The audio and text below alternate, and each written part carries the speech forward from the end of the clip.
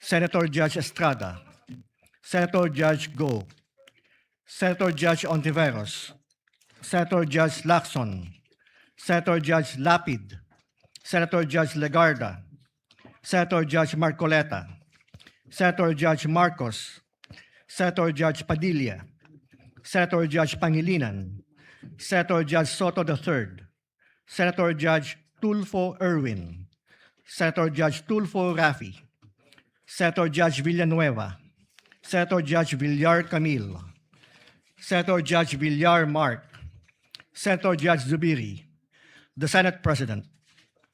With 21 senators present, the chair declares the presence of a quorum. The court was convened on May 18, 2026. For the record, since then, the court has issued summons and conducted pre-trial proceedings, which are all made part of the records of this case. Resolution number 39, or the Rules of Procedure of Impeachment Trials, as amended, shall continue to apply. Your Honors, we are now ready to hear the statement of the Senate President.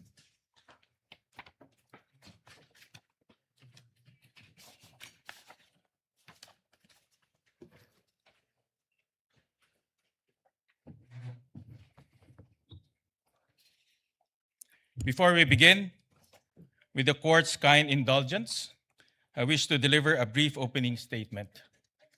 Ladies and gentlemen, distinguished senator judges, sa araw na ito, binubuksan natin ang pagdinig sa kasong impeachment laban sa pangalawang Pangulo ng Republika ng Pilipinas, ang kagalang-galang na Sara Duterte, alinsunod sa ating saligang batas. Sa pagtupad natin sa tungkuling ito, malinaw ang panata na ating sinumpaan to do impartial justice according to the Constitution and the laws of the Philippines. Ibig sabihin nito, ang bawat pasya natin ay dapat nakabatay lamang sa saligang batas, sa ating mga batas, sa mga alintuntunin ng hukumang ito, at sa mga ebidensyang ihaharap na walang kinikilingan at walang pinapanigan. Impeachment is a constitutional mechanism that holds the highest public officials of the Republic accountable to the people. We cannot achieve accountability, nor can we faithfully serve justice without the truth. Karapatan ng sambayanan na malaman kung may katotohanan ang mga paratang laban sa pangalawang Pangulo. Tungkulin nating timbangin ang mga ebidensyang ihaharap at tiyakin ang ating magiging pasya ay nakabatay lamang sa batas at sa mga katotohanang mapatutunayan sa paglilitis. Ipagkakaloob ng saligang batas sa Senado ang natatanging kapangyarihang dinggin, litisin at pagpasyan ang lahat ng kaso ng impeachment. Kakibat ito ang pananugutang tiyakin na ang paglilitis ay isinasagawa ng may integridad, kaayusan at buong paggalang sa proseso. Sisiguraduhin natin na magiging maayos, bukas at madaling maunawaan ng ating mga kababayan ang prosesong ito.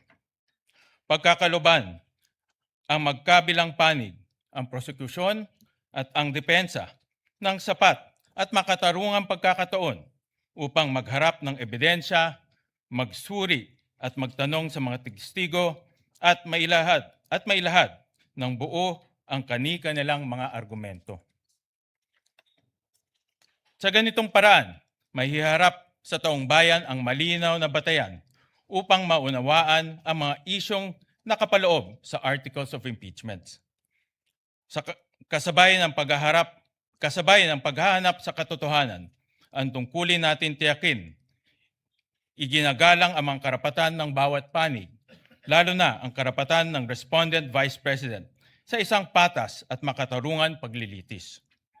Due process and fair play must remain paramount at every stage of this trial. Let us be firm in the search for truth. Let us remain faithful to the rules of this court, the rule of law, and above all, the Constitution. Nakatutok ang buong sambayanan. Bawat kilos, salita, at pagpapasyang ating gagawin ay huhubog sa kasaysayan. At ang kasaysayan ang huling huhusga kung tayo ay kumilos ng tapat at nararapat. Nais kong bigyan ng katiyakan ng lahat, lalo na ang ating mga kababayan. Gagampanan ko ang aking tungkulin ng patas at may katapatan. Magalang kong hinihikayat ang bawat senator judge naway ito pa rin natin ang ating tungkulin ng may dangal at pananugatan sa ating konstitusyon upang maging karapat-dapat tayo sa tiwalang ipinagkaloob sa atin ng sambayanang Pilipino. Thank you, distinguished Senator Judges.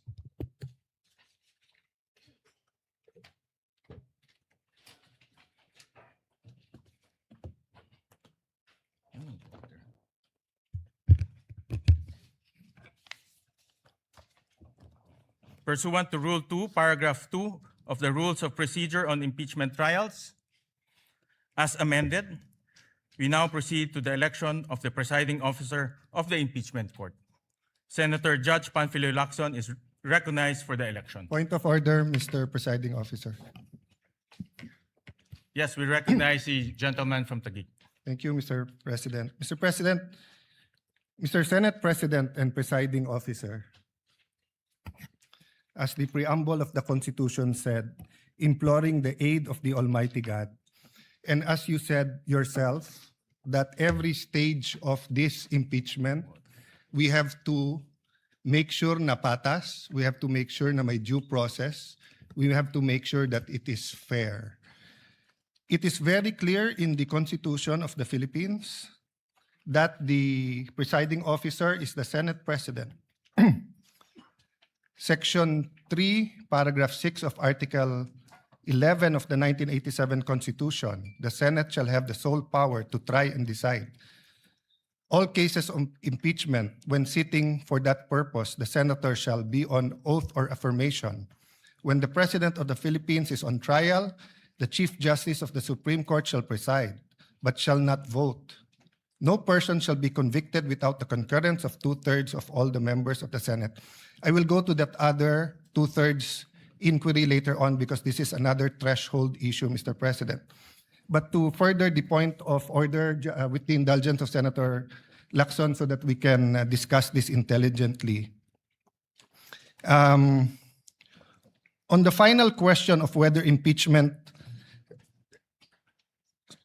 on the issue of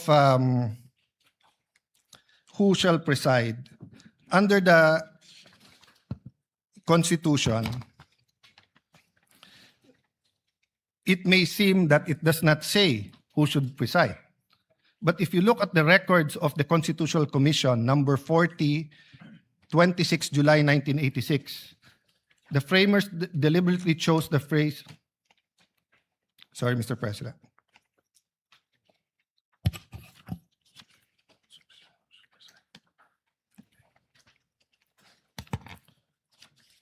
I am referring to Section 6, Article 11, and then Constitutional Commission number 41, 27 July 1986. The presiding officer, Mr. Treñas, Commissioner Davide is recognized. Thank you, Mr. Presiding Officer. I have some proposed amendments on Section 3, subparagraph 5. The presiding officer, Mr. Treñas, the gentleman may proceed. Mr. Davide, who later became Chief Justice, this is without prejudice to whatever amendments may be accepted by the committee when the Aquino amendments will be taken up. It would consist in adding a new sentence on line 20 before the phrase "no person shall be convicted," inserted the following: all other cases, the President of the Senate shall preside. The presiding officer, what does the committee say? Mr. Munsod, it is not understood that when the President of the Philippines is on trial, it is only time when the Chief Justice of the Supreme Court will preside. It is necessary to say that the Senate President shall decide during all the time. Presiding Officer, Mr. Davide, Mr. Presiding Officer, I precisely presented this because we had a distinction when it comes to the Chief Justice Supreme Court. But with that clarification, that in all other cases, it should be the President of the Senate who shall preside, I withdraw my amendment. So it is but elementary, Mr. President, in statutory, especially construction of the Constitution, that the spirit as well as the letter is followed. The spirit of the Constitution is that it is the Senate President who will preside. This is not an ordinary statement, dictum, or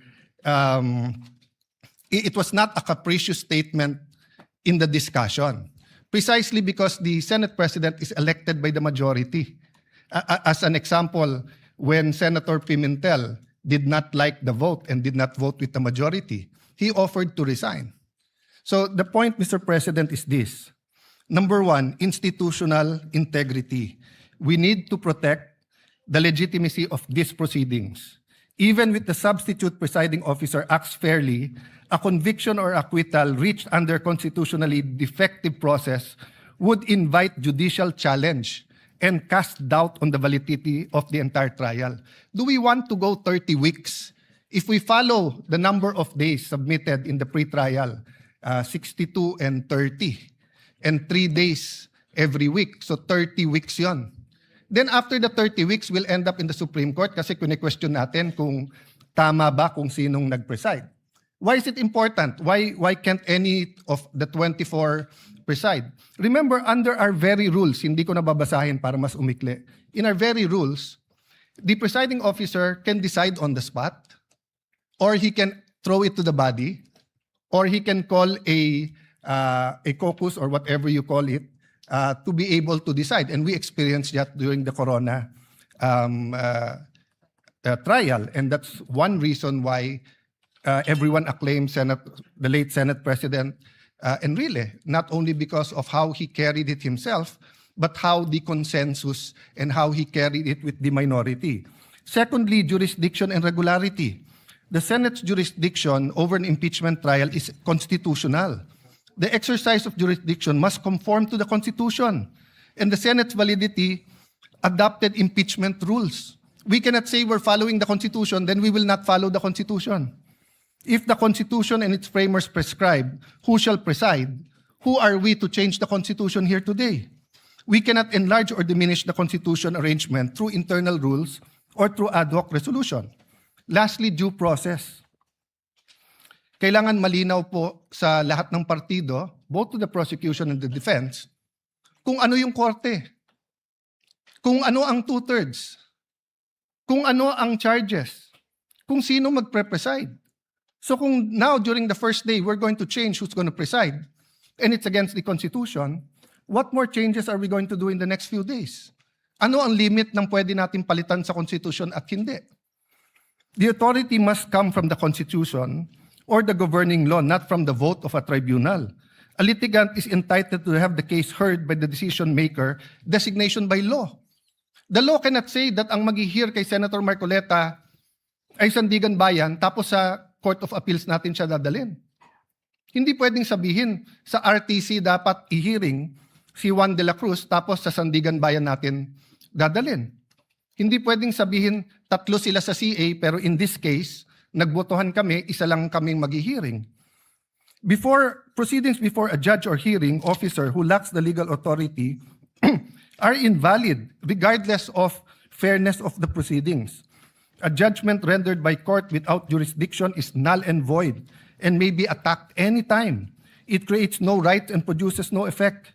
It remains basic fact that in law, the choice of the proper forum is crucial, as the decision of a court or tribunal without jurisdiction is a total nullity. A void judgment for want of jurisdiction is no judgment at all. All performed pursuant to it and claims emanating from it have no legal effect. Tan versus Cinco, GR number 213054, June 15, 2016. Penned by Justice Perlas Benabe, First Division. The constitutional authority, Mr. President, is very clear. Now, let's put that aside for a moment. But we're not allowed to do that. But for a moment, let's put that aside, that the Constitution is not clear and does not tell us what to do. The rules of the Senate says that any amendment should be presented a day before. And that's why the then minority, when I was Senate President, walked out, because your contention was, when we gave it to the Committee on Rules, kahit mahigit isang araw na at binabalik ng rules, we did not follow the rules. So on the rump session or alleged rump session on June 3, first of all, you did not have a quorum of 13. But let's assume for the sake of argument, I'm not giving you that point. As far as I'm concerned, it's in the Supreme Court, walang quorum on 12. Assuming may quorum on 12, you did not follow the rules. There was not a one-day notice for the rules. And then if you look at the records, this impeachment court adopted the rules on May 18. So that means that it is this impeachment court that now has to adopt any amendment to the rules. We did not debate that amendment to the rule. We cannot now just change the rules. We're here for the opening statements. We're here for the trial. Are we here to change the rules? We're changing the rules here today, Mr. President. So, Mr. President, later on I'll ask permission to talk about yung two-thirds because both the issue of the presiding officer and the issue of what constitutes two-thirds of all members is a threshold issue. Para maintindihan na lang po ng lahat, lalo po sa mga kababayan natin na nanonood, Merriam-Webster, simple definition, a threshold issue is a preliminary question, minimum requirement, or foundation condition that must be met or resolved before proceeding to the substantive merits of a case, project, or process. In this initial criteria, if this initial criteria is not satisfied, further action is typically dismissed or halted. I want to avoid that this impeachment trial will be declared null and void. I want to avoid walkouts. I want to avoid any delays, Mr. President. The Senate President is more than capable. He said he is willing. He said he is ready. He has been in many situations in his life that people say you cannot do it, but he is done well. He has studied. So what is the issue? Why do we have to vote for a presiding officer, Mr. President? Why can't we follow the Constitution? So the point of order, Mr. President, is that amending the rules, implementing a null and void rule, and violating the Constitution will endanger this whole hearing, Mr. President. So please rule on the point of order, and I hope that the Senate President, who is more than able, will preside. Thank you to the gentleman from Taguig. Before I express my views on the matter, let me just put into the record the facts on when we amended Rule 2 of the Rules of Procedure on the impeachment trials. On June 3, 2026, Senator Juan Miguel Zubiri proposed Senate Resolution number 430, and that was adopted during that time. And then, on the same day, the same resolution was adopted and renumbered to Resolution number 40. It was published on June 9, 2026 in the Philippine Daily Inquirer as well as Malaya. During that time, in June 3, when we amended the rules, everyone had the opportunity to express their views regarding the proposed resolution. And since no one objected, we adopted Resolution number 430 and renumbered it to Resolution number 40. That is anchored on our Constitution, Article 6, Section 3, Paragraph 8 of the Constitution, that the Congress shall promulgate its rules on impeachment to effectively carry out the purpose of this section. So my view to the good gentleman, let me just finish, sir. My view is this resolution has been duly approved, and everyone was given an opportunity to discuss that, to object. However, it was no one objected to that resolution, and it was duly approved by the body. So any discussion regarding this resolution should be discussed in plenary when the Senate convenes as a legislative body. In the past precedents, during the era impeachment, November 15, 2020, the body as well approved the rules of impeachment in plenary. During the Corona impeachment, March 2023, March 23, 2011, once again, resolution number 39 was adopted in plenary. So any issues pertaining to this resolution should be discussed in plenary when the Senate convenes as a legislative body. So that is the position of the chair and the view of the chair on this matter. Sir President, first, may I dispute that you used the word fact. It is not a fact that the rules were changed because it is being disputed that first, there was no quorum at that day. Second, if we are going to amend the rules of impeachment for the impeachment trial in plenary under the rules of the Senate, Section 136, second paragraph says, the rules may be amended by means of a motion that should be presented at least one day before its consideration. It was not presented on June 2. So we did not follow our rules. So a rule that was passed that did not follow our rules or amendment that was passed that did not follow our rules is void. You cannot get anything out of it. It is a nullity. So if today we pass a change in our rules and we do not follow our own rules in changing that rules, we cannot follow that rules. Secondly, Mr. President, the impeachment court already adopted our rules. Iba po ang plenary, tama po kayo doon, I agree with you there. Iba po yung impeachment court. So is the impeachment court now hostage or subject to whatever changes the legislative body does and we will not adopt? Then why did we adopt the rules when we took our oath? We adopted it because the impeachment court is not powerless to talk about our rules. But finally, Mr. President, for the sake of argument, just for the sake of argument, wag na natin tignan yung mga amendments. It's against the Constitution. So can the impeachment court disobey the Constitution? If the Constitution says the presiding officer should be the Senate President, can we now say na no, pagbotohan natin kung sino? Because if we say that we can, what next? Will we add to the articles of impeachment? Will we lower the bar of the quantum of evidence needed? Will we say that baliwala na yung pre-trial brief at bahala na si Batman? So, Mr. President, I thought that's why we have the rules. Because when we have the rules, it dictates fair play. And the rule says it is the Senate President who will preside. So if now we're not going to follow the rules, anong pinag-uusapan natin patas? Anong pinag-uusapan natin due process? Anong pinag-uusapan natin na fairness? It is who we chose as Senate President is a political. So we made our case doon na we would have a more fair.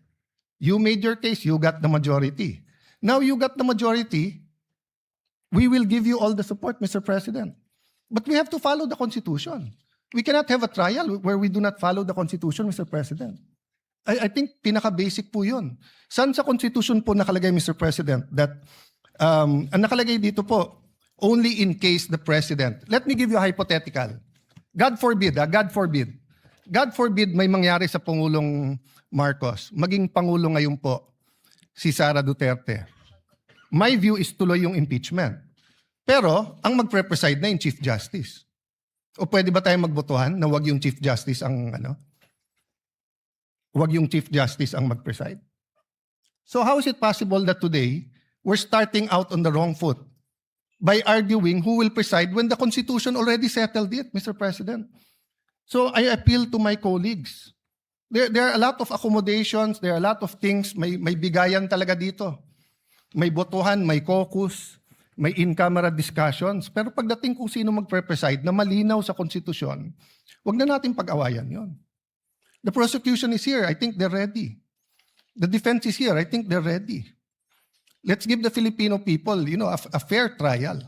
Hindi po fair kung pipiliin natin kung sino kahit sinong magaling, kahit ako piliin nyo. Hindi ko po tatanggapin yon kasi mali po yon. Hindi po yun ang nakalagay sa Constitution natin. Very, very clear po sa records ng Constitutional Commission. Walang makaka-amend doon. We are not given any latitude on this matter, Mr. President. I appeal to you, Mr. President. This is your Senate presidency. Thank you. Thank you for that, those views to the good gentleman from Taguig. Kanina po, nabanggit ko ho na in my manifestation as the Senate President, that resolution number 39 or the rules of procedure on impeachment trial as amended shall continue to apply. So in other words po, rin-recognize ho nitong impeachment court yung amendments na ginawa ho natin noong June 3. At kagaya ho ng nasabi ko kanina, the humble view of this presiding officer is if there are any discussion on resolution number 43 as adopted as resolution number 40, it should be done in plenary. Because doon ho natin doon ho natin inadopt yung impeachment rules of impeachment, doon rin ho natin inamendahan. At nabigyan naman po ng oportunidad ang bawat isa para magkomento, magbigay ng pahayag, magbigay ho ng kanilang legal opinion. Pero at that time, wala naman po ang nag-object at inadapt po ng Senado in a legislative body. So the position of the chair, if there are any comments, any legal opinions, any issues, it should be done through the legislative body of the Senate. Mr. President, there is no conflict, Mr. President. With your permission, Mr. President. There's no conflict. If you want to discuss it, in 3 weeks may session na tayo. So all we have to do today is follow the Constitution. You preside. Then pagdating ng plenary, then we can debate whether we are allowed to amend the Constitution or not. Because, Mr. President, that's why I premise this not as a parliamentary inquiry or as a point of information or whatever we may call it. That's why it's a point of order. A higher point of order than the point of order in the rules is a point of order in the Constitution. The Constitution says it is the Senate President who will preside. So are we saying now, Mr. President, that the rules can amend the Constitution? Is that the ruling of the chair? Before I make my final ruling on this matter, may I recognize the gentleman from Pampanga, Senator Kiko Pangilinan. Thank you, Senate President. Mr. President, with all due respect, the Constitution does not provide that the Senate President must preside in cases of impeachment trial. What the Constitution provides is that when the President is undergoing impeachment, going through the trial, is being tried, the Chief Justice must preside. Nowhere in the Constitution, in the provisions on public accountability and impeachment, does it say that the Senate President must preside when the Vice President is under trial or any other impeachable officer. And precisely because of this, and precisely because the Constitution likewise allows Congress, not the impeachment court, Congress, to promulgate its own rules, which is what the Senate did in June 3.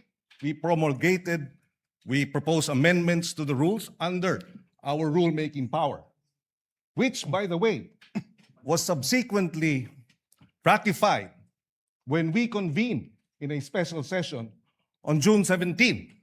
The June 3 journal was ratified unanimously on June 17 when we had our special session. And in the June 3 minutes and the journal, precisely we approved the amendments to the rules. This was further ratified on June 17. Therefore, it is considered regular. The presumption of regularity now comes into force. But having said that, Mr. President, the good gentleman from Taguig has brought this matter before the Supreme Court. And we agree with the point earlier raised by the Senate President. This matter should be either discussed in the Senate in plenary as a legislative body, or if he has questions which may in fact turn out to be valid, he has brought this matter before the Supreme Court. And therefore, this impeachment court is not the venue for this debate, Mr. President. If there is anyone who is out of order, with due respect, I think the proper process is the matter is pending before the Supreme Court. There is no temporary restraining order. There was a request for a status quo ante order. It was not granted. And therefore, the presumption of regularity behooves us as an impeachment court to proceed. And finally, Mr. President, allow me to reiterate, the point of order is improper.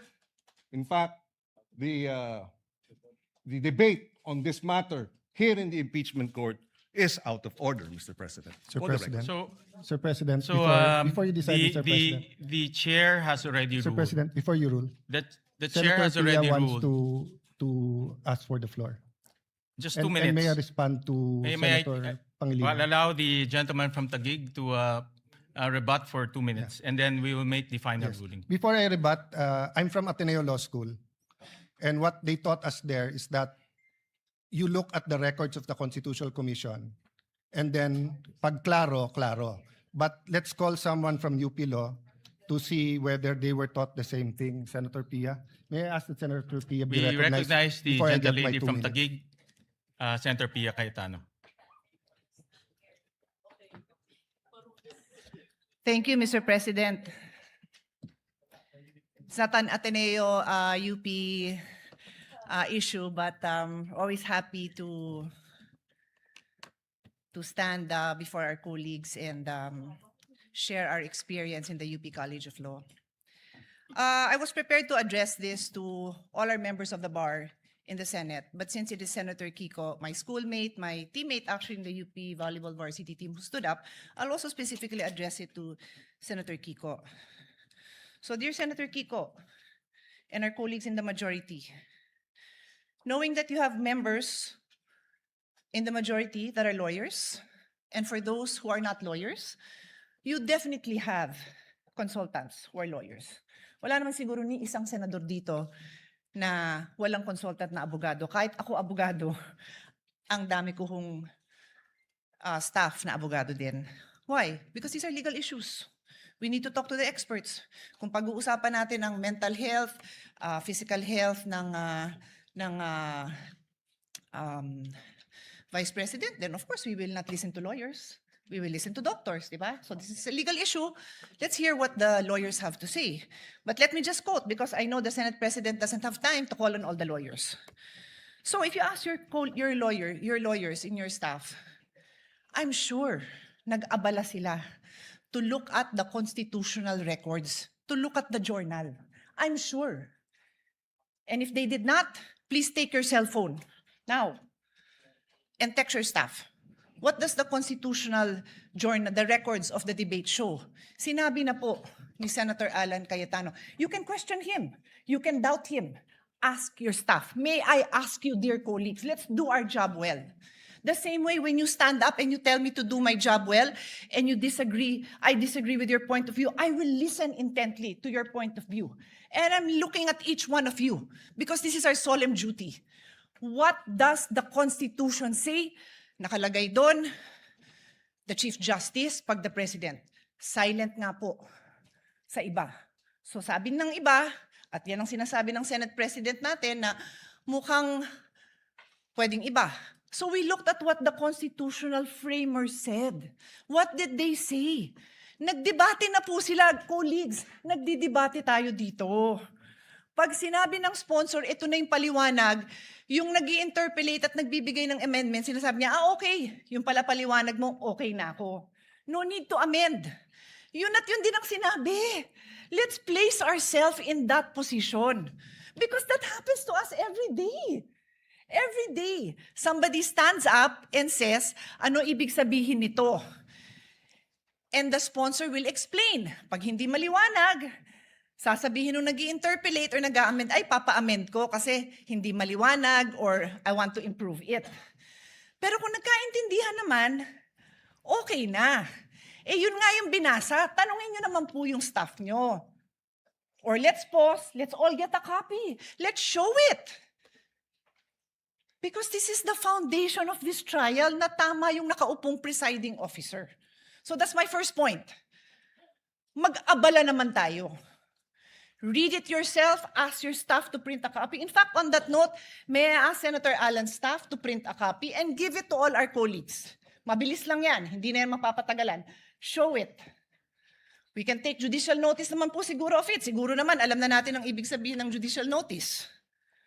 You can go to the actual records. Nandito na makakuha naman natin yun kung pagdududahan nyo yung ipapaprint ko. So that's my first point. My second point, Mr. President, is addressed to His Honor. If His Honor will insist that we have to call a regular session, we have to be in session to amend the impeachment rules, eh di tawagan niyo po ang Malacanang. Nagpa-special session naman po siya, di ba, with all due respect, to pass the National Orchid Law. To pass, what else? Ano, tatlo yun eh. Oo nga, yun nga, yung waling-waling as National Orchid, ano pa yung dalawa? No, I know, I'm not questioning it. I'm saying that there was a special session called to pass 3 laws. Naalala ko yung waling-waling because I love it. This is important. O ano pa yung dalawa? Unfortunately, hindi ko na maalala. Dalawang naturalization. Sports-minded po tayo. Love po natin yun. Nagkaroon ba ng laban between now and July para mag-special session tayo para doon? Hindi ko alam.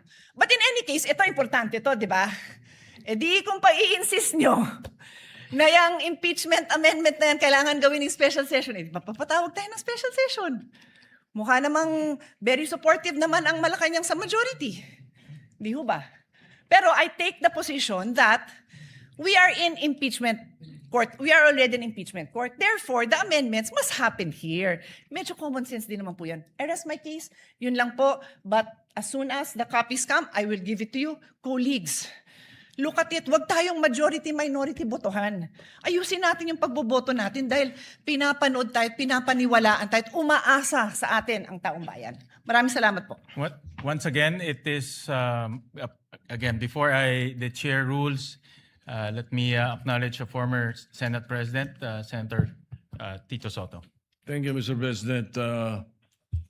Tama-tama yung sinabi ng distinguished lady from Taguig. Tanungin daw yung mga legal staff. Binigay nga sa akin ng legal staff ko, eksakto ganito eh. Article 11, Section 6, page 154. Constitution is silent regarding presiding officer of Senate impeachment.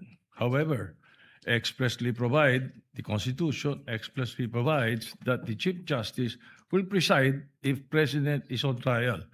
O ngayon, yung mga graduate ng Ateneo at saka ng mga UP, ito ngayon yung legal maxim. Expressio unius et exclusio alterius.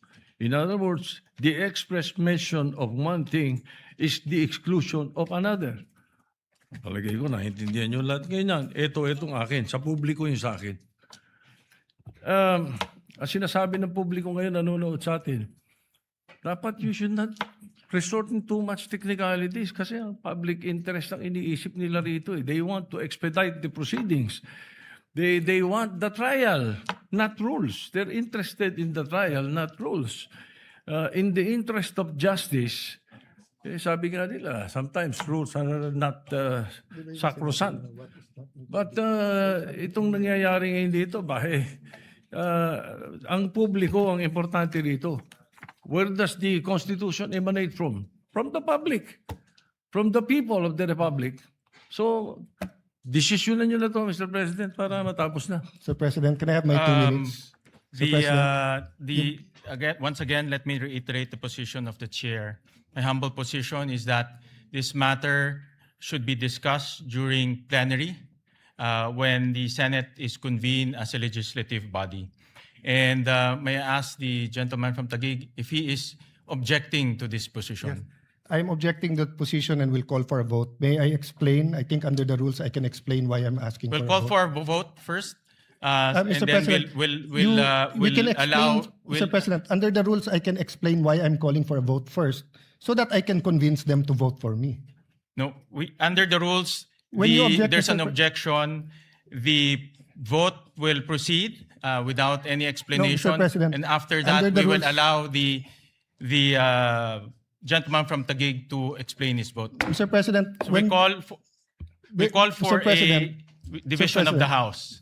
So those who are Mr. President, Mr. President, when Wait, you wait, object, you're those- allowed to explain your Senator- objection and state Senator your Lacson objection. is recognized. Thank you. Your Honors, pursuant to Rule 2 of the Rules of Procedures on Impeachment Trials, as amended, I move to elect Senator Judge Francis Joseph Guevara Escudero as the presiding officer of this impeachment court. Objection, Mr. President, and may I allow to... We proceed Objection, to... Mr. President, I'm allowed to object and I'm allowed to Yes, explain you're my allowed to objection. object. You're allowed to object, but we will proceed No, Mr. with President. the division Mr. of the President, House. point of So order. those who are, Point of order, those Mr. who President. are in favor of the Sir motion President, of Senator you're allowed to Lacson, explain para please- ma-convince mo nga please yung raise iba. your hand. We will vote by raising of hands. So those who are in favor of the motion of Senator Lacson electing Senator Chis Escudero as the presiding officer, please raise your hand. The clerk of court is directed to count the votes. No, in our rules sa parliamentary procedure.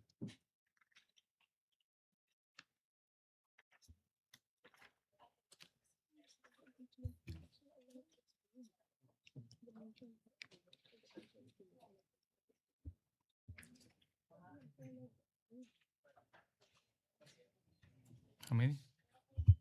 How many? Explain my vote, Mr. President. Hold on. Allow the chair to make a ruling.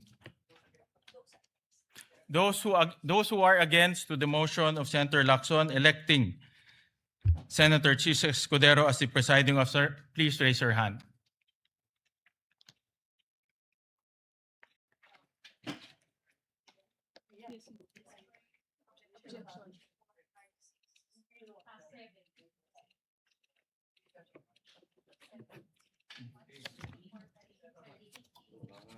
Ilan?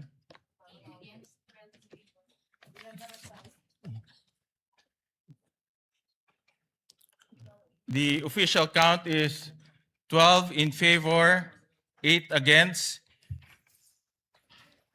The majority,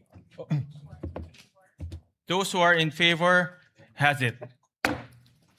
Mr. President, The may I court explain? resolves to elect Senator Chis Escudero as presiding officer of the impeachment court. The duly elected presiding officer shall, under the same oath taken on May 18, 2026, immediately assume and exercise all powers, functions, duties, and prerogatives pertaining to or vested in a person presiding over the impeachment trial under the rules of procedure on impeachment trials, as amended, and shall give full effect to the powers inherent to the courts under Rule 135, Section 5 of the Rules of the Court. Mr. President, may I now explain my vote? You're allowed to explain your vote. You Mr. have 2 President, minutes. first of all, we cannot violate the Constitution. We put the whole impeachment trial at risk here. What Senator Tito Soto, former Senate President, what his staff did not tell him is that there is such a thing as procedural due process, and that who presides goes into due process and fairness. The Latin term that he mentioned was for enumerations. That when there are enumerations at hindi kasali doon, in this case, there was a statement that in only one case it would be the Chief Justice because member of the Constitutional Commission who became Chief Justice Davide was going to amend precisely the Constitution to state the Senate President shall preside. But upon explanation by the sponsor that it is understood that it is the Senate President, then it should be the Senate President. And dun sa sinabi ni Senate President Soto that ang gusto ng tao ay mag-umpisa na, precisely, kanina pa dapat tayo nag-umpisa kung nag-preside ang Senate President. Secondly, this is when you have threshold issues, issues that go into due process fairness. If we're going to say that ang gusto ng tao i-convict na lang, then let's just blurt it out. Now, if we're going to say we want a fair trial, let's make sure that every aspect of this trial is fair. So that's why, Mr. President, if you read the rules, the presiding officer shall have the power to make an issue by himself or by the Secretary of the Senate all orders, mandates, writs, authorized by these rules of the Senate, and make and enforce such other regulations, orders, premises that the Senate may authorize or provide. Nandito din, Mr. President, that the Senate President may by himself or bottom line, Mr. President, pwedeng mag-decide ang Senate President o sa atin. And Mr. President, there are issues that goes into fairness. You know, the AMLA will be a witness here.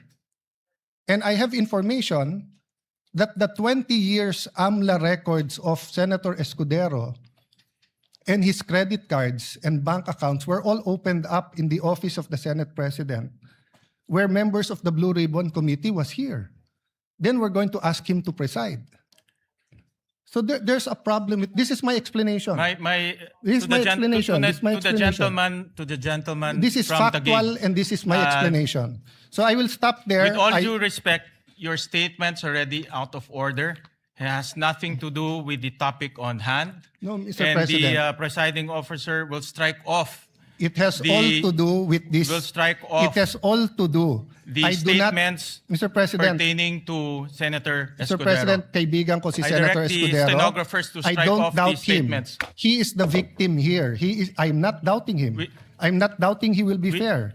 I am saying, we want will a fair suspend trial the or not, session Mr. for a few President? minutes to request the presiding officer, Senator Chis Escudero, to ascend the rostrum. Session Mr. suspended. President,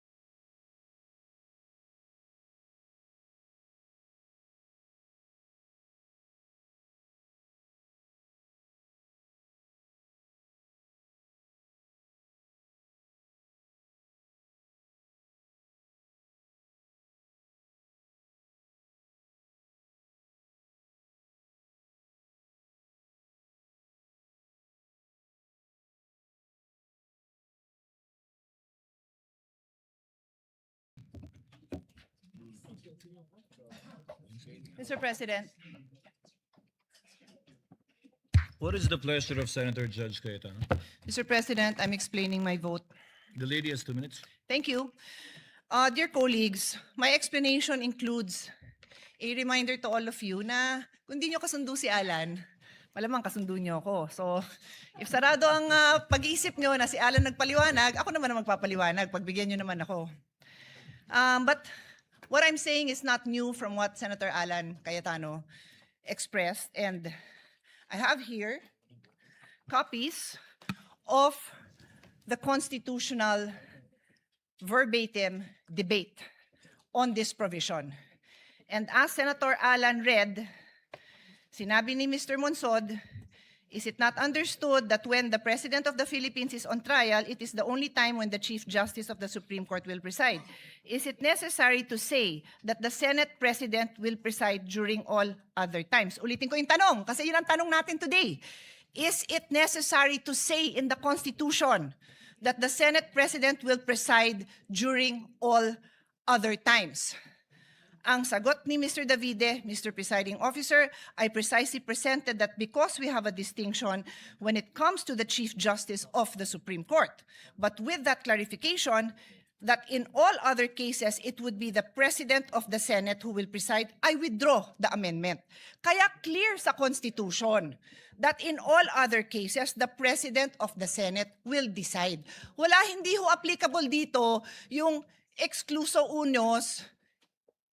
Hindi ko na-memorize yan kasi I graduated in 1991 and we took that up in 1987, but the phrase is, pag hindi kasama, excluded. Hindi po applicable yon. With all due respect to our former Senate President, it is the intention of the framers that matter. I will ask the page to help me distribute this among our colleagues.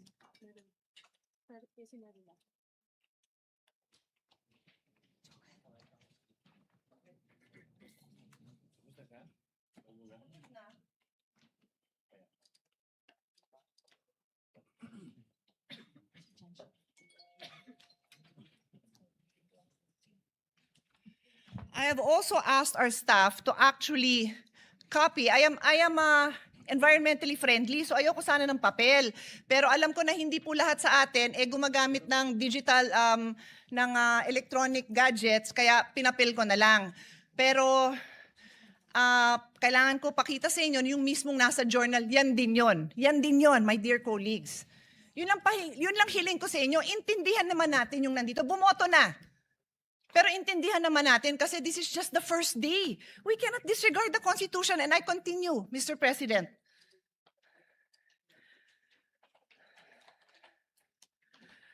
We have enough jurisprudence, more than enough, to explain to us, even in layman's term, what basic legal principles are. And one of the most fundamental principles of constitutional construction states that we give effect to the intents of the framers of the Constitution. With this vote, did we give effect to the intentions of the framers of the Constitution? Sinabi nga Senate President ang magpe-preside.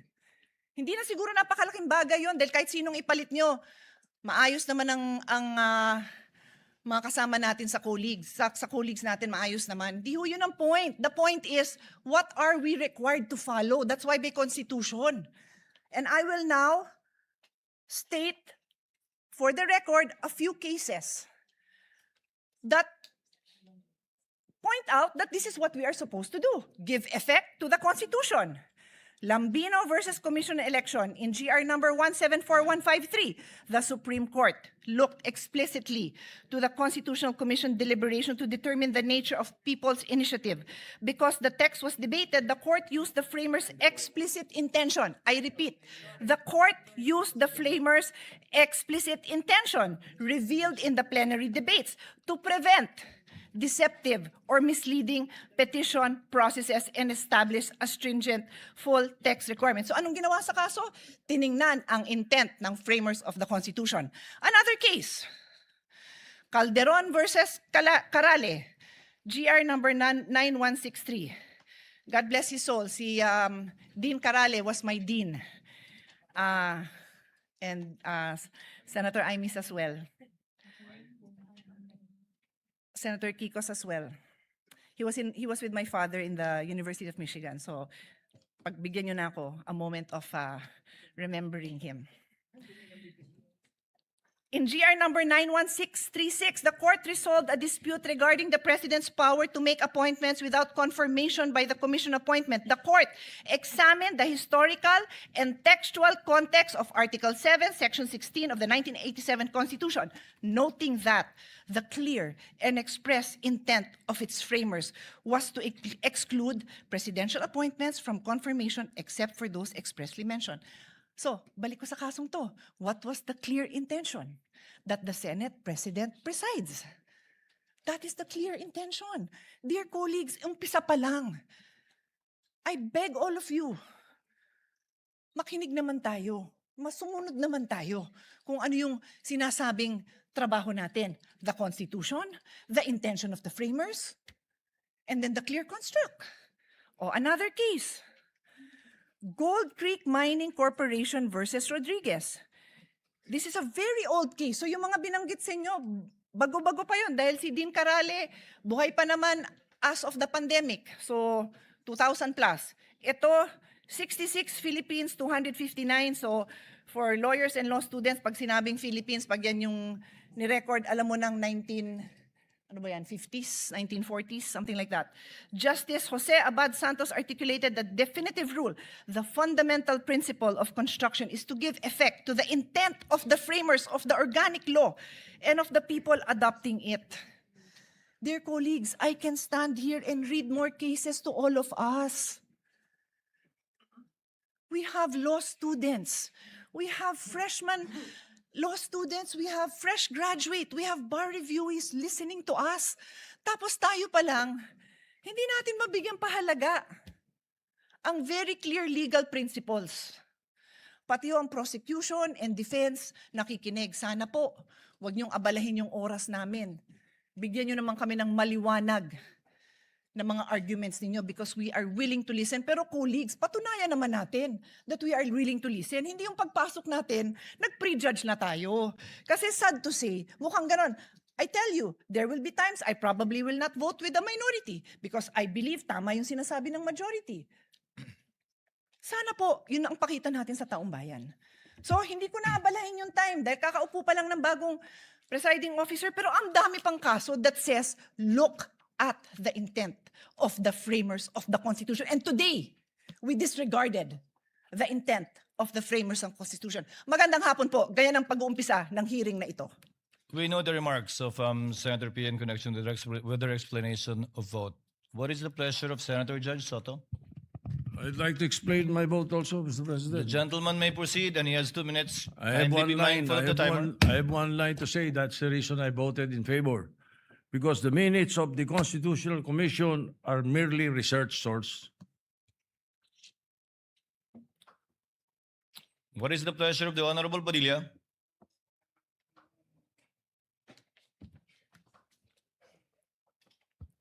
Ginoong, Will the gentleman explain his vote? opo. The gentleman may proceed. You have 2 minutes, sir. Maraming salamat po, Ginoong punong tagapamahala.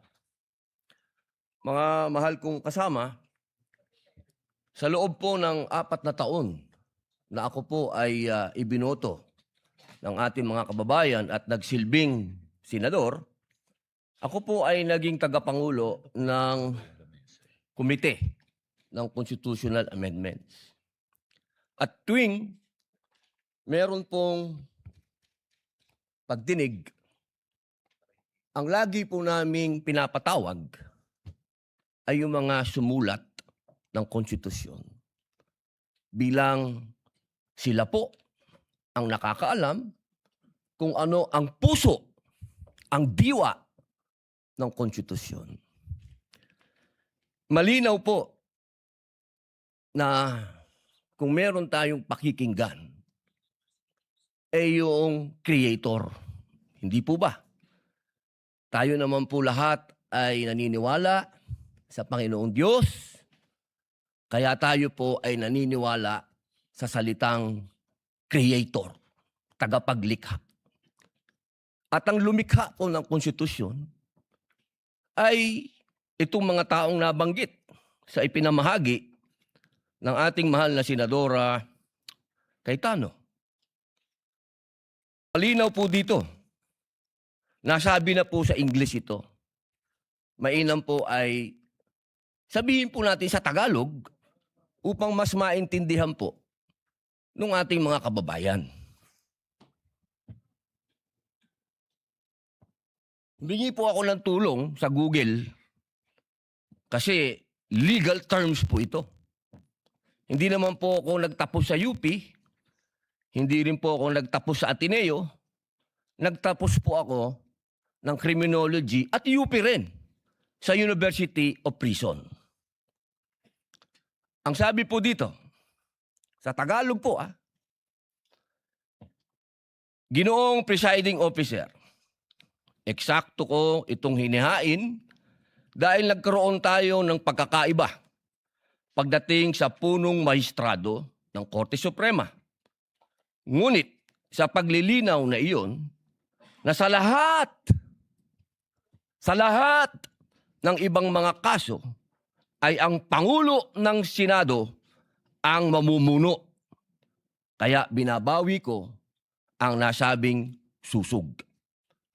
Ang nagsabi po nito ay ang dating Justice Davide. Ngayon, mga mahal kong kasama, at sa ating po mga taga-subaybay, ang batas po ay precise.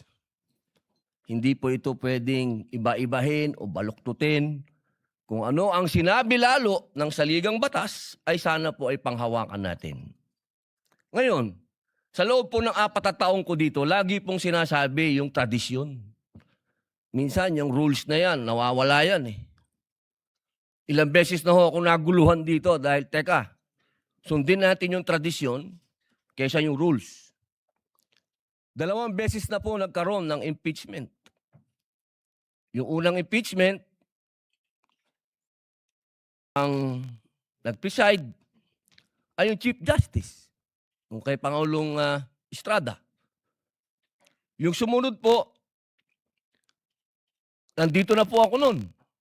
Ang nag-preside ay ang mahal na Bicolanong kaibigan ko, Senador Chis Escudero.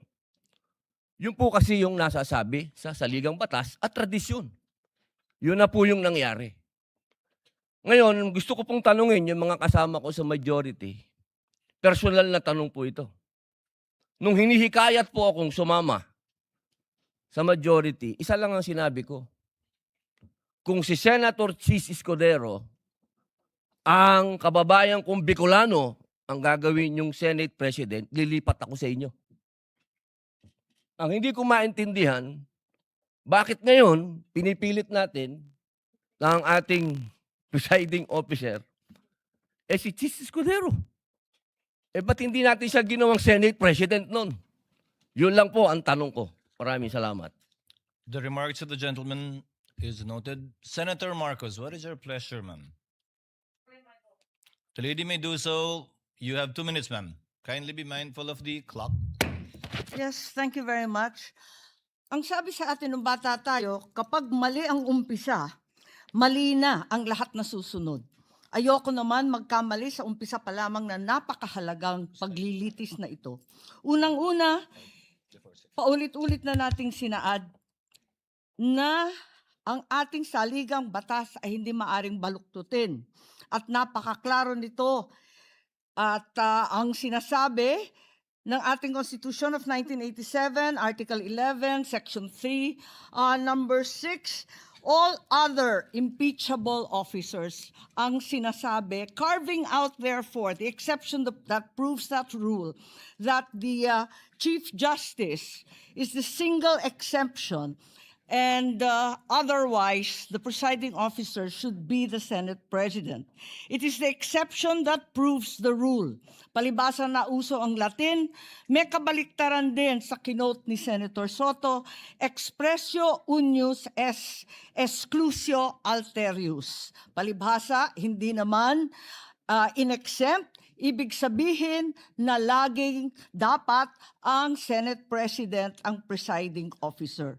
Ikalawa, nakita naman natin ang mga debate, ang listahan ng mga sinabi at paliwanag nung dating Chief Justice natin, si Mr. Davide, nung panahon, nung convention. Contextual reading and the thorough debate do not allow for any interpretation whatsoever.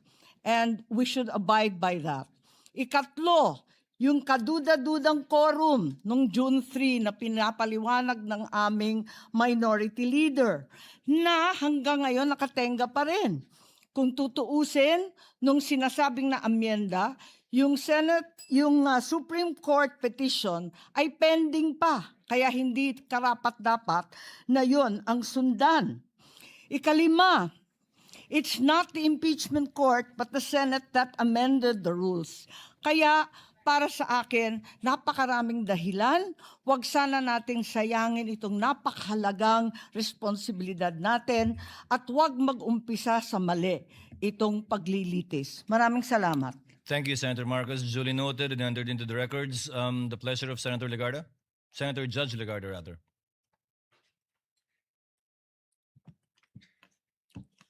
Thank you, Mr. Presiding Officer. Where the Constitution is The lady silent, will explain her vote or make a manifestation. it's a manifestation, which, The lady may proceed with which her seems like an manifestation. She has 2 explanation of minutes. vote. Thank you. Where the Constitution is silent, the intent of the framers should guide the choice of the presiding officer.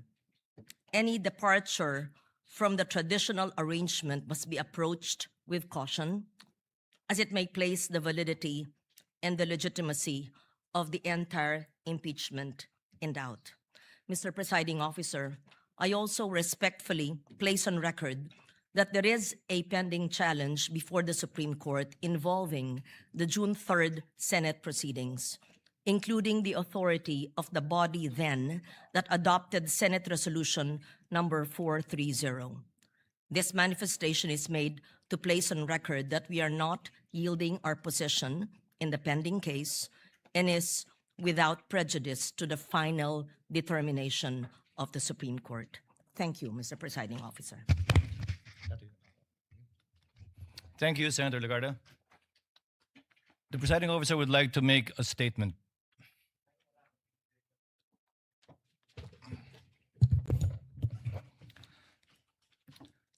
Sa mga ginagalangan kong kapwa Senator Judge, sa ating mga minamahal na kababayan, sa mga partido sa kaso na nakabinbin ngayon sa Senado, isa pong maganda at pinagpalang hapon sa ating lahat. Sa araw na ito, muling gagampanan ng Senado ang isa sa mga pinakasagradong tungkuling iniatas ng saligang batas. Ang pag-upo natin bilang isang impeachment court para litisin at husgahan ang pangalawang Pangulo. Kinikilala ng ating saligang batas na may mga opisyal na may hawak ng kapangyarihan at pananagutan na napakabigat para sa kanila lamang itinakda ang impeachment bilang tanging paraan para sila ay panagutin. Article 11, Section 2 of the Constitution enumerates these officials: the President, the Vice President, the members of the Supreme Court, members of the Constitutional Commissions, and the Ombudsman. They are not ordinary public officers. According to the late former Senate President Juan Ponce Enrile, they hold, quote, the highest and most sensitive offices of government. They may be removed from office only upon conviction for offenses of the highest constitutional gravity: culpable violation of the Constitution, treason, bribery, graft and corruption, other high crimes, or betrayal of the public trust. Impeachment is a means to preserve constitutional government through the removal and disqualification, if so warranted, of an unfit official from a position of public trust. 5 opisyal pa lamang ang na-impeach ng Kamara de Representantes sa ating kasaysayan sa ilalim ng 1987 Constitution. Una, si dating Pangulong Joseph Estrada noong 2001 na ang paglilitis ay naungusan ng mga pangyayaring humantong sa EDSA 2. Ikalawa, si Ombudsman Mercy Gutierrez noong 2011 na nagbitiw bago pa man mabuksan ang kanyang paglilitis ng Senado. Ikatlo, si Chief Justice Renato Corona noong 2011 din na nilitis na patunayang nagkasala at inalis sa tungkulin ng impeachment court bilang punong mahistrado. Ikaapat, si dating COMELEC Chairman Andres Bautista noong 2017, bagamat nagbitiw siya sa pwesto bago pa man mapadala ang articles of impeachment sa Senado. At ikalima, si Vice President Sara Duterte noong 2025. Subalit ang nasabing articles of impeachment ay idineklara ng Korte Supremang null and void ab initio kung kaya't ito ay inarchive ng Senado. Siya ay muling na-impeach sa kasalukuyang taon at ngayon nahaharap sa paglilitis na ito. Ipinakikita lamang na maikling talaan ito na ang impeachment ay hindi isang pangkaraniwang kaganapan. Turing nga ng Korte Suprema, quote, "It is the most difficult and cumbersome mode of removing a public officer from office." Subalit, ang paglilitis na ito hindi lamang hindi pangkaraniwan, ito ay tunay na bukod tangi. Bakit? Una, si Vice Presidente Sara Duterte ang kauna-unahang opisyal na 2 beses na na-impeach ng mababang kapulungan. Pangalawa, siya ang kauna-unahang Vice Presidente na haharap sa paglilitis ng isang impeachment court at pangalawang opisyal lamang na halal ng sambayanan na sasailalim sa prosesong ito. Pangatlo, siya ay hinahalal ng may pinakamalaking mandatong pinagkaloob ng sambayanang Pilipino sa sinumang kandidato sa ating kasaysayan. Mahigit 32 milyon o 61% ng kabuuang boto para sa ikalawang Pangulo. Pang-apat, ang articles of impeachment laban sa kanya ay inendorso ng 277 na miyembro na kumakatawan sa ating mga mamamayan mula sa iba't ibang distrito at sektor at ng ating bansa. Nakatumbas ay mahigit 80% ng kabuuan ng Kamara de Representantes. Terminating an elected mandate before the end of its term is among the most drastic acts our constitutional democracy can undertake. This is why the trial must be guided with prudence, tempered by caution, and marked with unquestionable impartiality. We must avoid even the appearance of impropriety and observe the cold neutrality of an impartial judge at all times.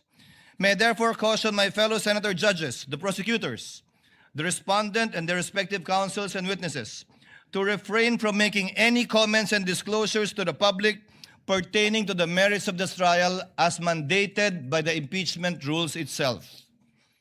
Let us heed the words of the Supreme Court that said, "Impeachment is not a chance to settle political scores. It is not a stage for political theater or personal attacks, because when the focus shifts to the person rather than the alleged wrongdoing, the process loses its integrity."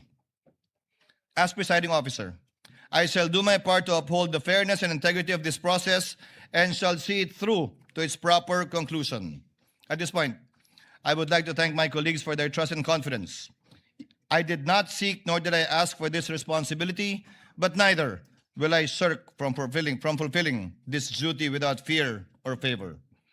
This now brings me to the threshold questions that will guide the conduct of this trial and the rulings of the chair. First, what is the number of votes needed to convict the respondent? Second, what is the quantum of proof required to sustain a judgment of conviction or acquittal in these proceedings? Third, how strictly or liberally will this court apply the rules in resolving questions of procedure and evidence? On the first issue, the Constitution provides that no person shall be convicted without the concurrence of 2/3 of all the members of the Senate. With 24 members of the Senate, a literal interpretation of this means that conviction requires the affirmative vote of at least 16 senator judges. This literal interpretation finds direct support in the 2000 case of Bayan versus Zamora, which concerned the Senate's compliance with the 2/3 vote required to concur in a treaty. Despite having only 23 incumbent senators at that time, then Senator Gloria Macapagal Arroyo was elected as vice president. Therefore, there were only 23 senators. The court held the charter provides that the Senate shall be composed of 24 senators. Without a tinge of doubt, 2/3 of the figure, or not less than 16 members, is an unquestionable compliance with the requisite number of votes mentioned in Section 21 of Article 7. It behooves, therefore, all of us to observe the same fidelity with the Constitution in this trial, which affects not only the mere ratification of a treaty, but more so affects the substantial rights of the respondent, as well as the sovereign will of the people as expressed in the overwhelming mandate given to her. This is the prevailing law today, and whether we agree with it or not, we must abide by it. However, those who disagree are not without recourse, because this is without prejudice to the right of any party who holds a different view to seek judicial relief. And should the Supreme Court, who possesses the sole authority to interpret the Constitution by virtue of its power of judicial review, render a different ruling on this question other than what the chair has stated, this court and this representation shall faithfully abide by that ruling of the Supreme Court. On the question of quantum of proof, given that impeachment is a sui generis constitutional proceedings, the standards of proof that govern administrative, civil, and criminal proceedings do not apply. However, this does not mean that senator judges shall rely solely on their conscience in deciding this case. No less that the Supreme Court also said that, quote, decisions regarding whether to acquit or convict must be based upon clear charges supported by sufficiently clear and convincing evidence. Furthermore, let me be clear that the burden of proof in these proceedings rests upon the prosecution. It does not and will not shift. The respondent is afforded the presumption of innocence and has no obligation to disprove the charges against her. Finally, we turn to the application of the rules of court in these proceedings. Rule 1, Section 6 of the Rules of Courts provide that the rules shall be liberally construed in order to promote their objective of securing a just, speedy, and inexpensive disposition of every action and proceeding. We are also guided by the Supreme Court's Bench Book for Trial Judges, which reflects a long-standing principle of adjudication. In case of honest doubt about the admissibility of evidence, it is a better policy to rule in favor of admission and let the senator judges decide whether to give it little or no weight when deciding upon the case in the final outcome. But let me be clear. A liberal construction of the rules is not a license to ambush the opposing party, bypass due process, or introduce unverified evidence that would prejudice the fair and orderly conduct of this trial. Accordingly, consistent with the demands of due process, fair play, and the orderly administration of justice, the chair will construe the rules liberally so that, number one, the prosecutors may be able to adequately present their case, that the respondent may be able to rigorously test it. Number three, that the senator judges may be able to weigh the evidence for themselves. And fourth, so that the Filipino people may hear the whole and impartial truth regarding the allegations against the Vice President. Let us remember what our oaths requires us, to do impartial justice according to the Constitution and the laws. Hindi po tayo nandito upang itaguyod ang anumang pampolitikal na adyenda. Hindi tayo narito upang paglingkuran ang kagustuhan ng alinmang panig. Narito tayo upang alamin ang katotohanan at sa pamamagitan nito, mapairal ang hustisyang walang kinikilingan.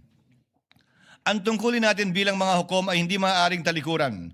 Sa gitna nito, batid ko ang mga problemang kinakaharap ng ating bayan na patuloy natin dapat pa ring pagtuunan ng buong pansin at hanapan ng solusyon. Tayo ay mga senador bago tayo umupo bilang mga hukom at mananatili tayong mga senador na patuloy na magsusumikap na tugunan ang mga pangailangan ng ating mga kababayan bilang Senado at hindi mababago ito. Kaya't aking hiling at dalangin na huwag sana malunod ang diwa ng pagkakaisang nagbigay sa atin gaano mang katindi ang mga debate at pagtatalo sa hukumang ito. Dahil anuman ang magiging kalabasan ng paglilitis na ito, laging kinakailangan ang Senadong nagkakaisa. Dalangin ko po na sana pagkalubad tayo ng katatagan, karunungan, pagpapakumbaba at pag-unawa upang magampanan nating lahat ang ating tungkulin bilang mga hukom. Pagpalain na po lahat sana tayo ng poong may kapal. Maraming salamat at magandang hapon po.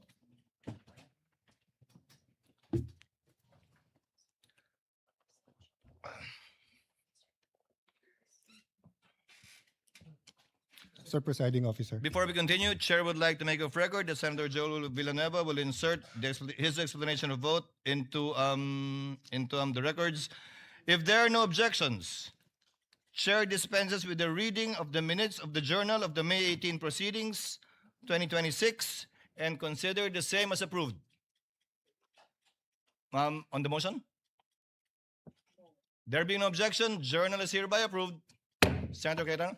Mr. President, let me thank you and just make the manifestation that this representation believes that it is a threshold issue, the number of senators to convict, and two-thirds, the logical, fair, that would give justice to the Constitution 16. So I thank you for that statement. And as you mentioned, it is a statement of the court, not only of the presiding justice, because napaka-importante na sa umpisa pa lang, alam na ng prosecution at alam na ng depensa kung ilan. Having said that, Mr. President, as to the issue of the presiding officer, not to take up more time, I'd like to register a continuing objection, but instead of giving my arguments, may I submit it in writing, with basically saying that violation of the Constitution is not a technicality. But if our dear colleagues will allow, we will just submit it in writing, Mr. President. The Whoever wants to continuing join. objection of the gentleman is noted, and he may so submit his extended written explanation in writing for the record. Senator Cayetano?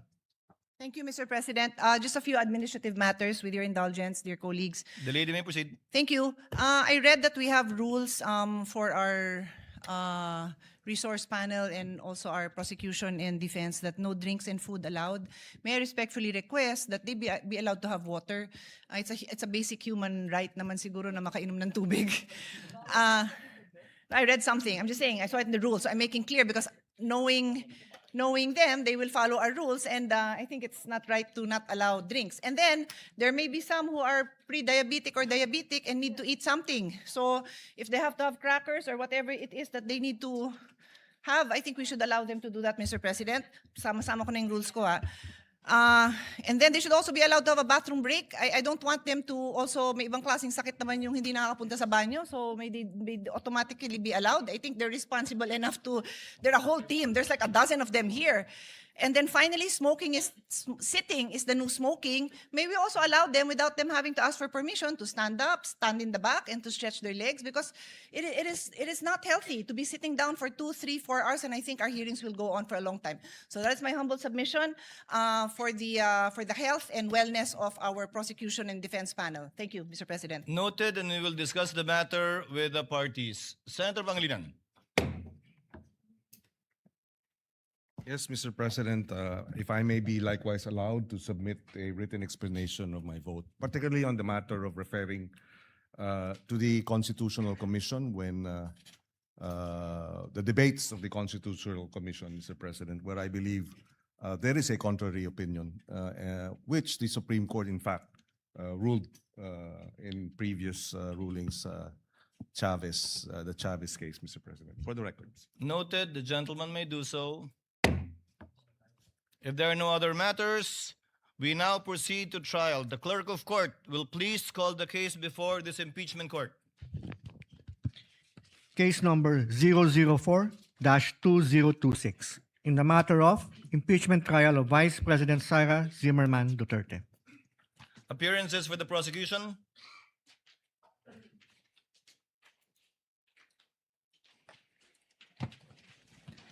Good afternoon, Your Honors. We are 11 House prosecutors and 15 private prosecutors. I am Representative Jervil Jinky Pitrix Luistro, appearing for the prosecution. We are ready, Your Honor. May we get the names of the other panel of prosecutors as well as the counsel for prosecutors one by one for the record?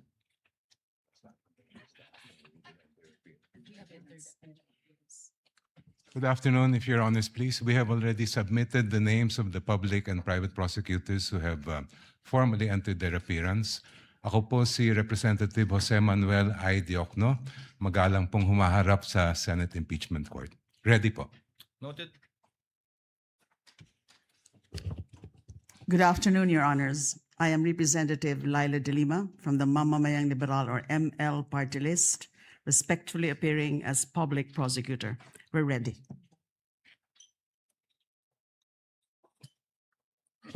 Good afternoon, Your Honor. I am Congressman Joel Chua, respectfully appearing for the public prosecutor representing the 3rd District of Manila. Good afternoon, Your Honors. I am Arlene Kakabagaw from Dinagat Islands, representing the public prosecutor, Your Honor. Good afternoon, Your Honors. I am Representative Lawrence Rivera Defensor from the 3rd District of Iloilo, respectfully appearing as public prosecutor. Good afternoon, Your Honors. Representative Jonathan Keith Flores of the 2nd District of Bukidnon as public prosecutor, Your Honor. Good afternoon, Your Honors. Representative Isabel Maria Jorge Zamora from the Lone District of San Juan City as public prosecutor. Good afternoon, Representative Terry Don of Bicol Saro Party List. We are ready, Your Honor. Maraming salamat po.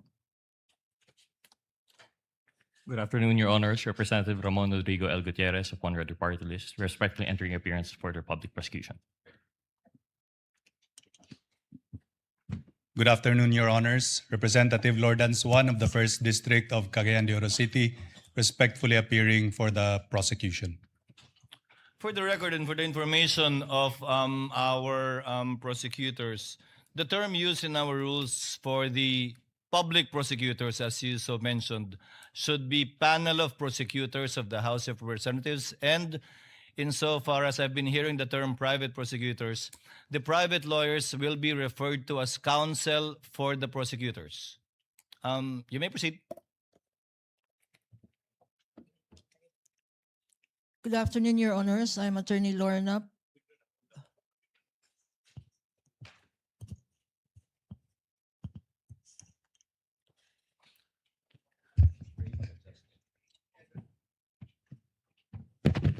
Good afternoon, Your Honors. I'm Attorney Lorna Pataho Kapunan, counsel for the prosecutors, under the control and supervision of the panel of prosecutors from the House.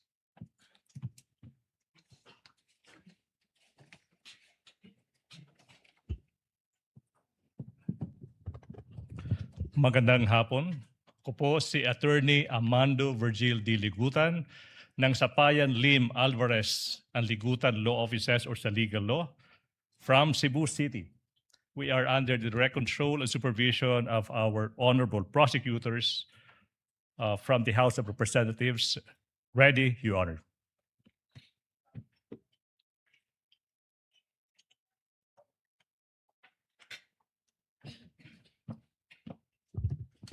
Good afternoon, Your Honors.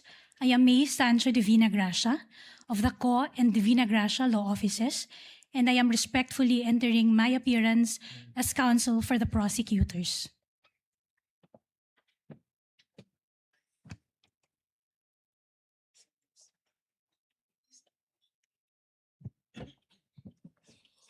Your Honors, good afternoon. I'm Attorney Lino Chris Patao Kapunan, respectfully appearing as counsel for the prosecutors, acting under the direct control and supervision of the panel of prosecutors of the House of Representatives.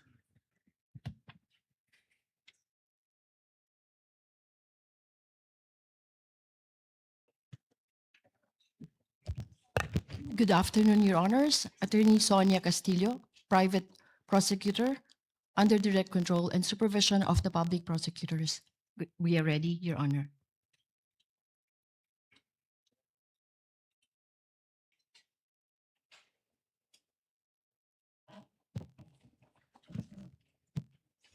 Good afternoon, Your Honors. Attorney Dina Melissa Lorenzo Singyan, for counsel for the prosecutors. We are ready, Your Honor.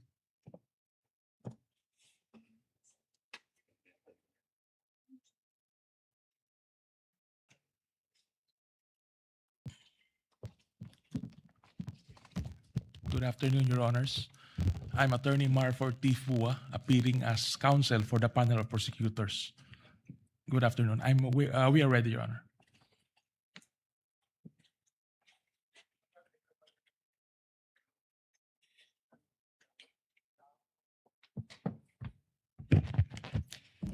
Good afternoon, Your Honors. I am Attorney Erwin G. Matib, respectfully appearing as counsel for the prosecutors. We are ready.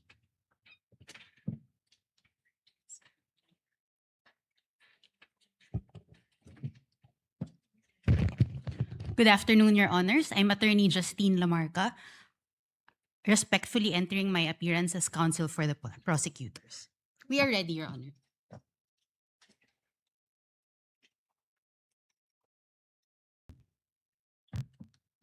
Good afternoon, Your Honors. With respect, James Brian Ibrahim Ali of Pecca Barlo, formerly Ponce Enrile Reyes and Manalastas, appearing as counsel for the prosecutors. We're ready to proceed today, Your Honor.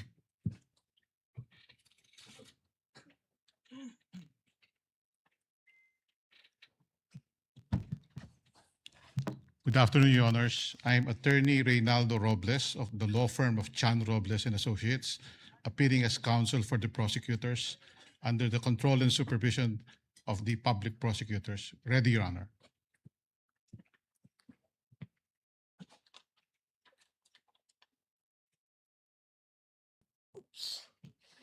Good afternoon, Your Honors.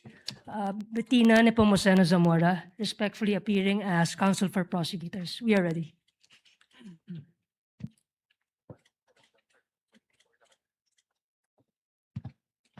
May it please the court, Attorney Duterte, appearing as counsel and under the control and supervision of the House panel of prosecutors.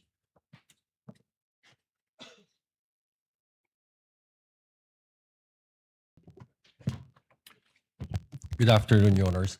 Attorney Benjamin Sigua Tolosa Jr., respectfully appearing as counsel for the prosecutors, acting under the direct control and supervision. The prosecution is ready, Your Honors. No other entry of appearances?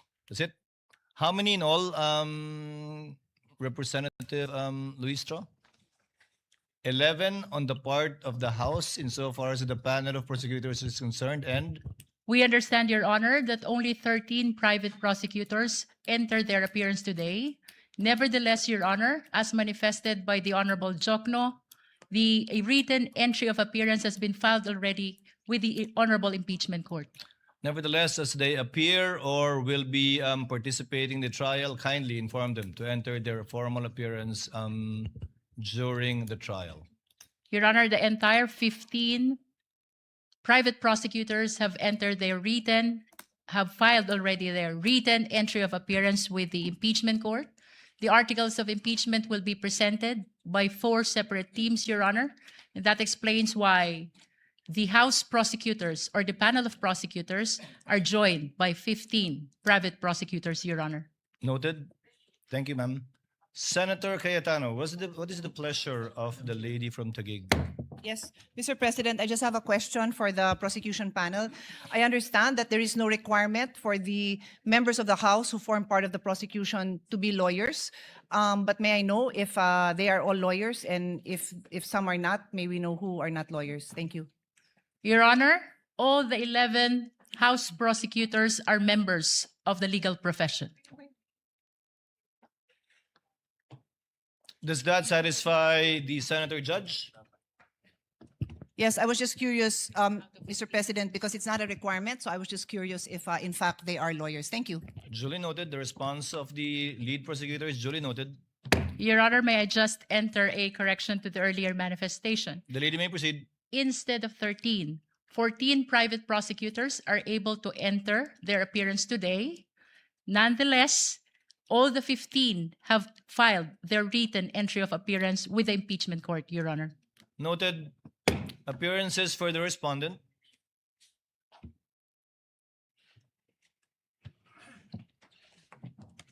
Good afternoon, Your Honors. I am Sheila Sison, respectfully appearing for Vice President Sara Duterte. With the permission of the court, my co-counsel will enter their respective appearances. You may proceed. Gregorio Y. Narvasa II.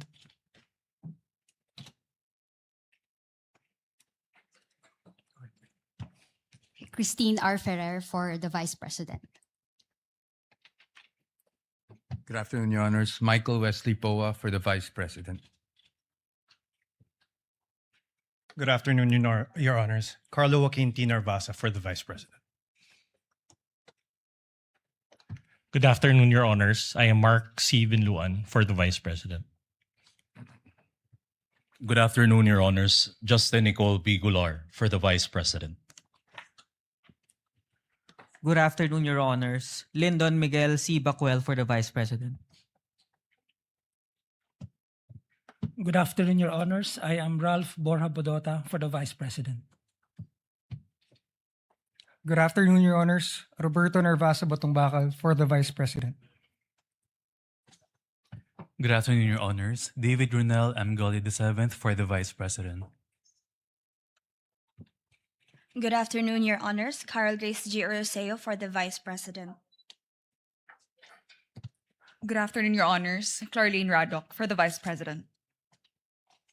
Good afternoon, Your Honors. Francesca Marie V. Flores for the Vice President. Good afternoon, Your Honors. Miguel Carlos Albar Fernandez for the Vice President. Chair notes the entry of appearance of the counsels for Respondent Vice President Sara Zimmerman Duterte, and Chair likewise notes that the Vice President is not physically present but represented more than adequately by her counsels who entered their appearance. On May 19, 2026, the court, pursuant to Rule 7 of our rules, issued the summons to Vice President Sara Zimmerman Duterte to answer to the articles of impeachment. On May 20, 2026, the Sergeant at Arms served the summons on the Vice President and made a return of service under oath before the Secretary of the Senate. Let the return be entered at large into the records pursuant to Rule 8 of the Rules of Procedure on Impeachment Trials. So ordered. Likewise, the court received pleadings, comments, manifestations filed by the parties.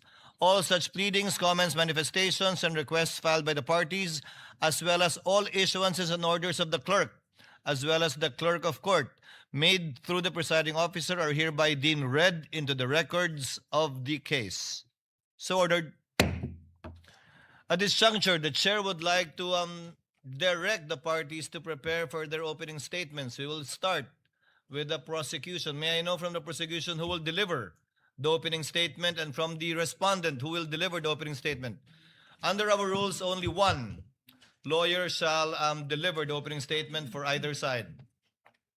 I presume Representative Luistro, you will deliver for the prosecution and for the on the part of the respondent? I will deliver the opening statement for the defense, Your Honor.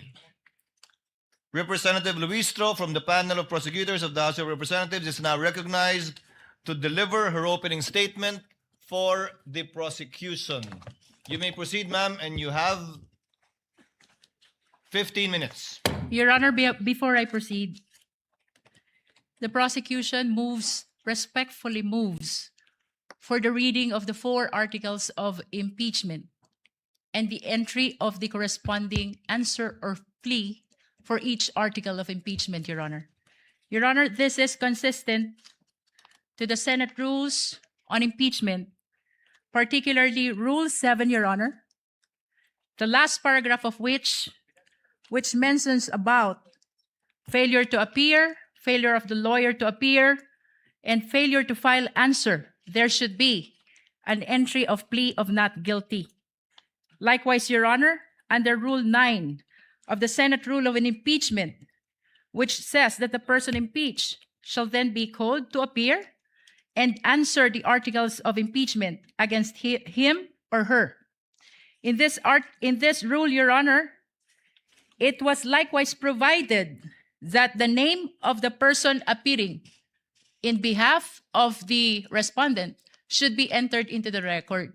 And by the answer, Your Honor, it is humbly believed that it pertains to the particular plea of whether guilty or not guilty of the respondent, Your Honor. Likewise, Your Honor, under Rule 22-21, Your Honor,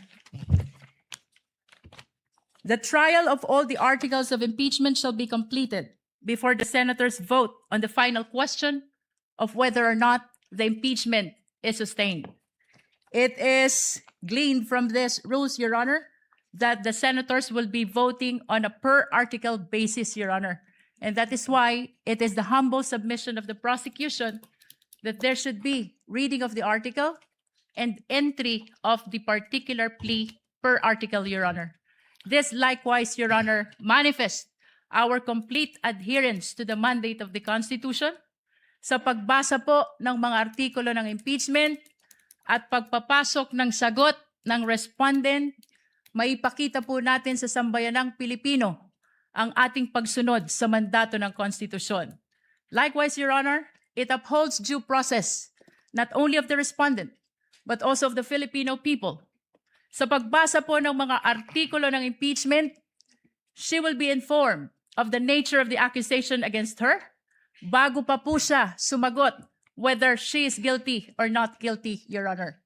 Likewise, Your Honor, ang 4 na artikulo po ng impeachment ay nakabase sa iba't ibang alegasyon ng facts at iba't ibang nature of accusation or cause of action, Your Honor.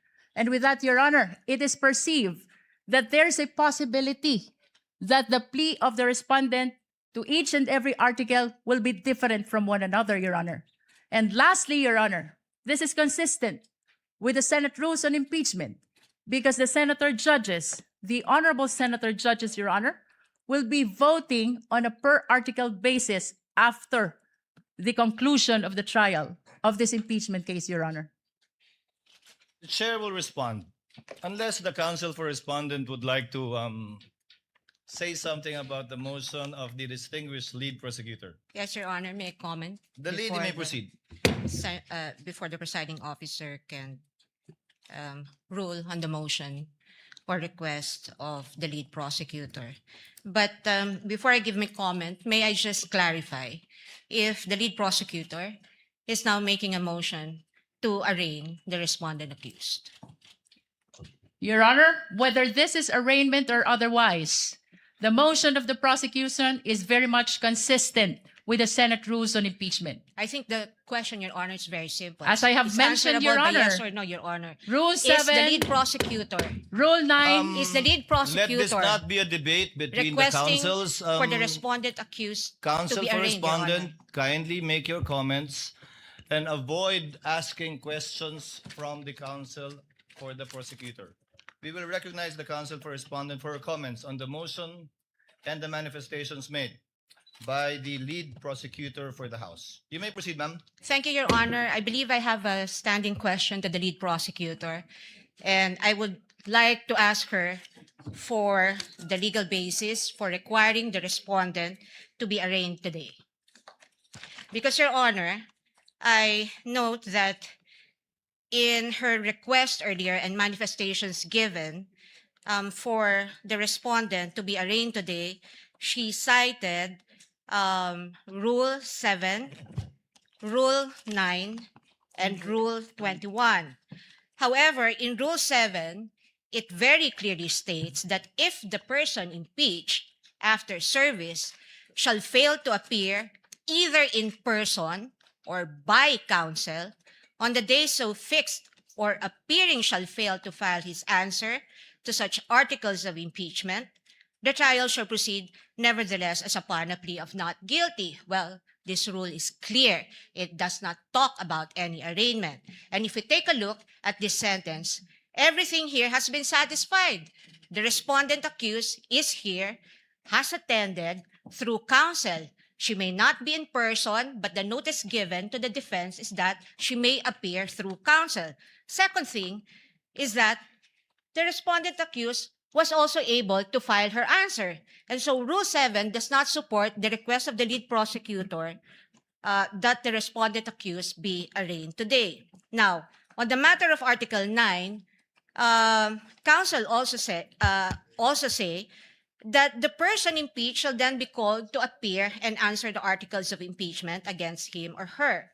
And if he or she appears, or any person for him or her, the appearance shall be recorded, stating particularly if by himself or by agent or counsel, naming the person appearing in the capacity in which or he appears. If he or she does not appear, either personally or by agent or counsel, the same shall be recorded. And for all intents and purposes, respondent is present today through counsel. There is also nothing in Rule 9 that requires the reading of a 23-page articles of impeachment, which will be a waste of judicial time. Now, finally, under Rule 21, Your Honor, may I just correct the manifestation earlier by counsel, because it would seem to me, unless a reading of the transcript would say that I'm mistaken, but I seem to have heard the lead prosecutor claim that the voting on the articles of impeachment will be per article. Well, that's true, but the first sentence of Rule 21 says, the trial of all the articles of impeachment shall first be completed before the senators vote on the final question on whether or not the impeachment is sustained. Now, honestly, I do not see how Rule 21 is related to the motion now being requested or propounded by the lead prosecutor. And at any rate, Your Honor, given that the respondent is represented by her counsel today, and this is consistent, her appearance is consistent with the notice given and in accordance with the rules on rules of procedure of this court, then we can enter her plea on her behalf. The arguments of the parties are duly noted. Chair will now make its ruling. The articles of impeachment were deemed read and spread into the records when it was referred by the Senate to the Committee on Justice for the proper issuance of summons. And a plea of not guilty will only be entered in accordance with our rules in behalf of the Vice President if she does not file an answer. But in this case, she has filed an answer and in fact has appeared through counsel.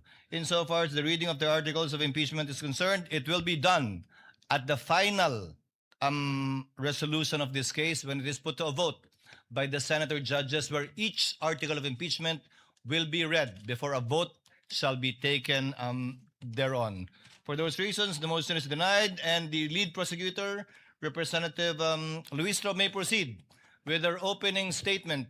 Kindly be mindful of the clock, and before recognizing you, ma'am, may I remind the counsels for the parties to kindly address the chair with respect to anything and everything they want or wish to say before the court, and not to address each other.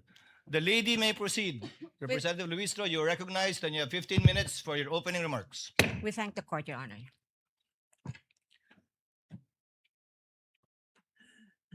Mr. Presiding Officer, the Honorable Cheese Escudero, the Honorable Senate President, Honorable Win Gatchalian, sa atin pong mga kagalang-galang na Senator Judges, mga minamahal na kababayan, sa loob ng bulwagan o sa labas man, mga nakatutok sa telebisyon, sa cellphone o sa radyo, saang sulok man ng mundo kayo naroroon.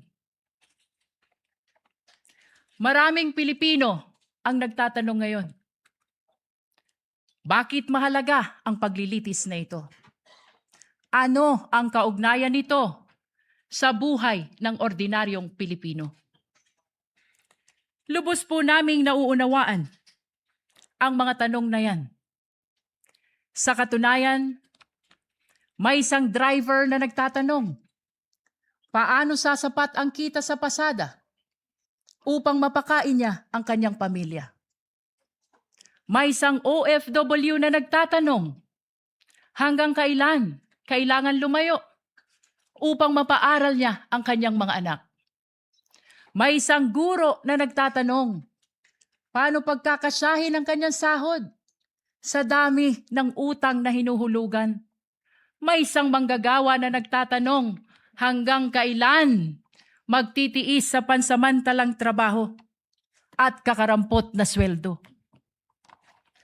Sa unang tingin, maaring sabihin na malayo sa buhay nila ang paglilitis na ito. Ngunit hindi. Hindi po. Sapagkat ang usapin ngayon ay patungkol sa isang bagay na pag-aari nilang lahat. Ang kanilang pera, ang kanilang tiwala, ang kanilang karapatan na maningil ng pananagutan mula sa mga pinuno na kanilang pinagkatiwalaan. Kapag ang isang empleyado ay nagkamali ng paggamit ng pera ng kumpanya siya ay pinagpapaliwanag. Kapag ang isang barangay treasurer hindi maipaliwanag ang nawawalang pondo, siya ay iniimbestigahan. Kapag ang isang principal ay naglustay ng pera ng bayan, kahit 5,000 lang yan, siya ay pinaparusahan. Natural lamang na magtanong ang sambayanan kung ang ordinaryong Pilipino ay pinapanagot. Bakit hindi ang pinakamakapangyarihan na opisyal ng pamahalaan?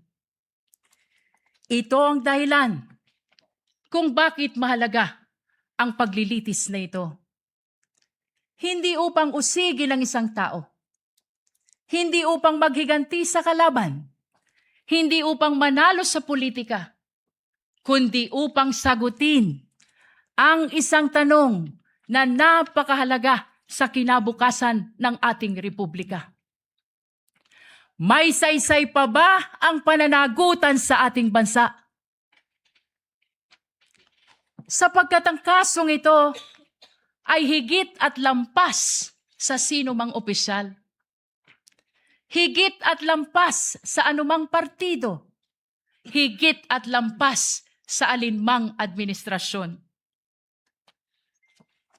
Your Honors, the framers of the Constitution understood that there may come a day when extraordinary power would be entrusted to extraordinary office. They also understood that there may come a day when trust would be broken.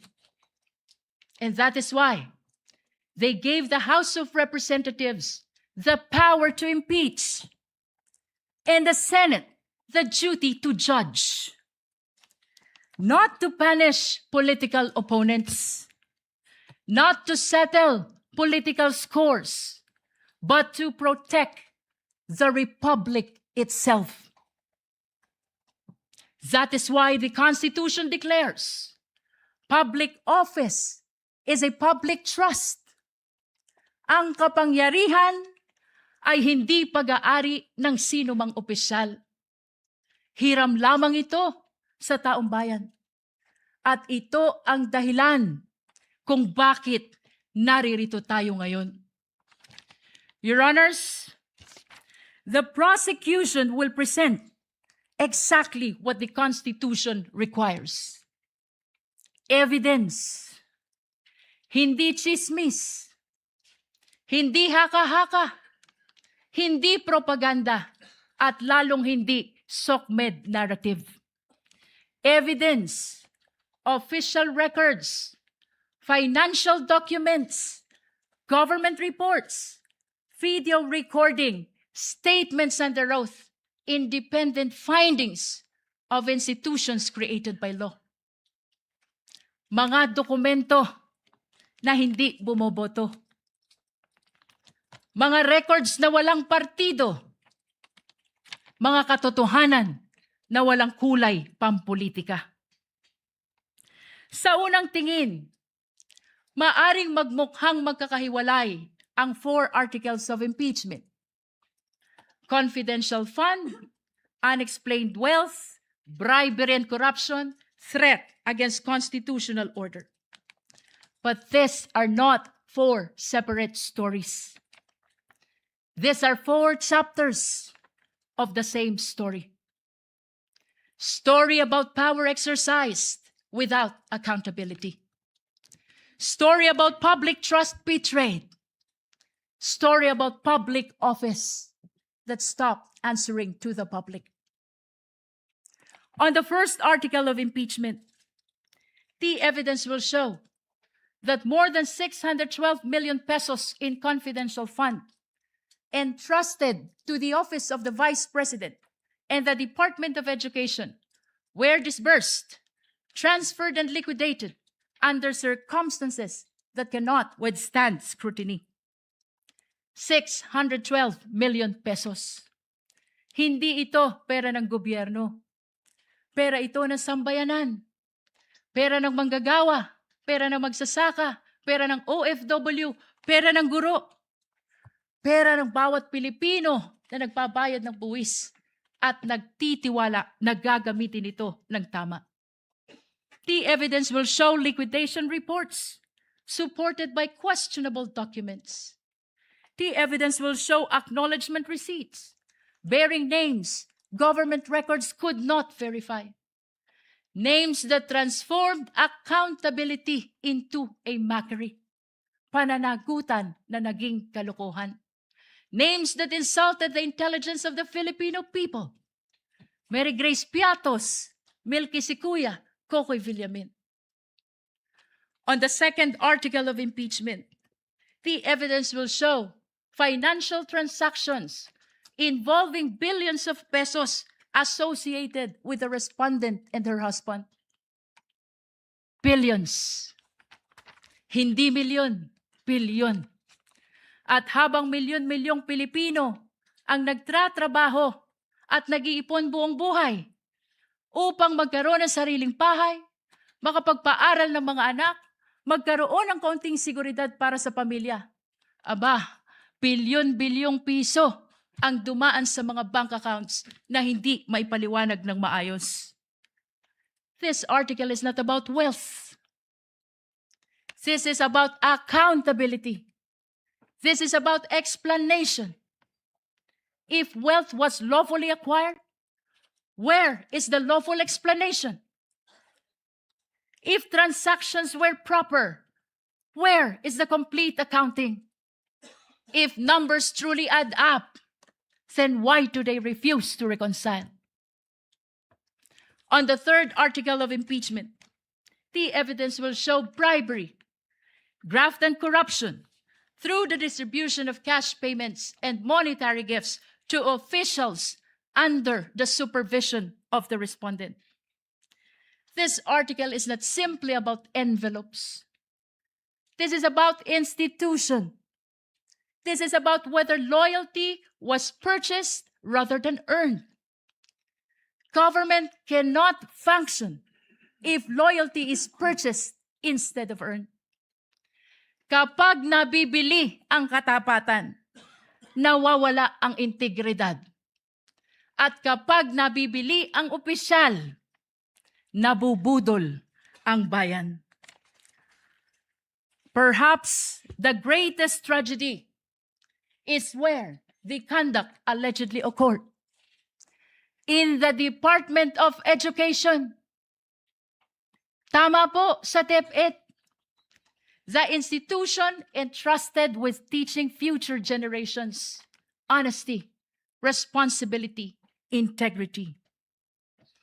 On the fourth article of impeachment, the evidence will show culpable violation of the Constitution, high crime, betrayal of public trust through conduct that threatens constitutional order.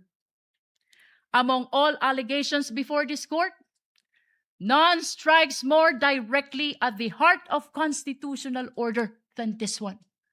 Ito na po ang pinakamatindi. And unlike in many cases, which depends upon competing accounts, this evidence comes substantially from the respondent's own recorded public statements. The court will see them. The court will hear them. The court will judge them. Public officials may disagree. We may criticize one another. They may compete fiercely for power. That is democracy. But democracy ends when violence begins. Sa kasaysayan ng ating republika, walang vice presidente na may kaibigan na hitman. Ngayon lang, walang vice presidente na nagpapapatay ng Pangulo. Ngayon lang, walang vice presidente na handang magpapatay para lamang makaupo sa pwesto. Ngayon lang. The Constitution provides many means on how to resolve political conflict. Election, legislation, public debate, judicial review, and even impeachment. But it does not permit threats It does not permit violence. It does not permit people entrusted with power to place themselves above constitutional restraints. Your Honors, at the center of this case lies a simple question, perhaps the most important to any republic. When the people entrust power to a public official, does the public official remain accountable to the people, or do the people become accountable to the public official? The Constitution's answer is very clear. Power belongs to the people. Public office is merely borrowed, and every borrowed power carries with it the obligation to account for its use. If a barangay treasurer must account for public fund, then so must the vice president. If an ordinary public servant can be investigated, then so can the highest officials of the government. If ordinary citizen is expected to obey the rules, then surely those who govern them must obey them first. Otherwise, what lessons do we teach our children? That there is law for the powerful and another for everyone else? That accountability exists only for the weak? That public office grants immunity against accountability? Your Honors, this is not the republic envisioned by the Constitution. This is not the republic deserved by the Filipino people. Therefore, the prosecution asks only this: look at the evidence. Listen to the witnesses. Examine the records. Follow the evidence wherever it leads. Judge this case not by politics, not by popularity, not by fear, not by loyalty. Judge this case by the Constitution. Judge this case by the evidence. Years from now, future generations will not remember today's political alliances. They will not remember today's headlines. They will not remember today's slogans. What they will remember is when accountability was tested, the institutions of the Republic stood firm.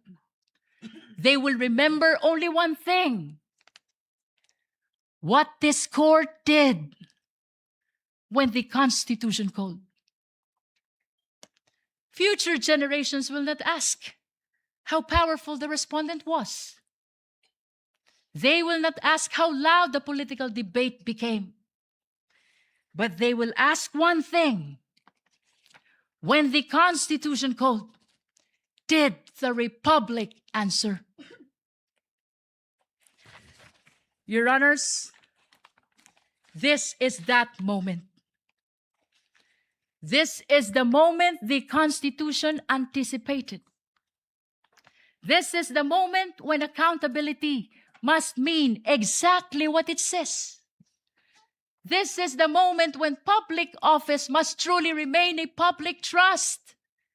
This is the moment when the Republic must demonstrate that laws are applied equally to the powerful and the powerless alike.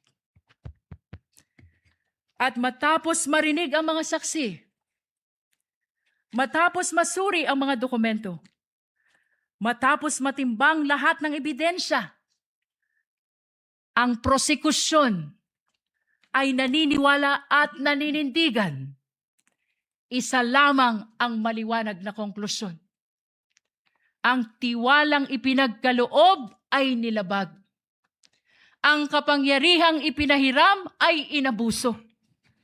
At ang konstitusyon mismo ang humihingi ng pananagutan. Amid the clarity of the mandate of the Constitution. Political noise continues. Political squabbles continues. Political division continues. Please, let me conclude. Salus populi est suprema lex. The welfare of the people is the supreme law. Thank you, Your Honor. The opening remarks of the prosecution through the lead counsel is duly noted. Opening remarks for the respondent. Counsel for respondent has 15 minutes, and we will give you the same latitude we gave counsel for the prosecution for an additional 3 minutes, should you so need it. You may proceed, ma'am. Thank you, Your Honor. Your Honors, fellow Filipinos, good afternoon. As we begin today the impeachment trial of the Vice President, and in the days ahead, this court will undertake its constitutional task of receiving and weighing the parties' evidence, and ultimately to decide whether these pieces of evidence justify either a judgment of conviction or acquittal, guided only by its members' conscience and their solemn oath to do impartial justice. The present undertaking of this court, therefore, not only carries the weight of the Constitution, but also the imprint of our nation's history, because the Filipino people have shown that they never forget. We, as a nation, never forget. But why is the act of remembering important? What does it matter to our history and to ordinary Filipinos? Because in this trial, the prosecution proposes that we unseat the Vice President elected to office by more than 32 million Filipino people, more than the number of votes cast for the sitting president, and much greater than any of the votes secured by each of the members of the House of Representatives who now are here to prosecute her and seek to undo this people's choice. Sa makatwid, ang malinaw na layunin sa likod ng mga paratang na ito ay ang pagpapatalsik sa isang vice-presidenteng inihalal ng mahigit 32 milyong Pilipino at bunga ng kanilang malayang pagpapasya. Whatever one's political persuasion is, the reality is that the prosecution now comes before this court to remove a vice president chosen by an overwhelming number of the electorate. You all have heard the prosecution say repeatedly that this is because they seek accountability, that the people have a right to hold their leaders accountable. This is not a matter of debate. Indeed, the people have a right to demand accountability from their leaders.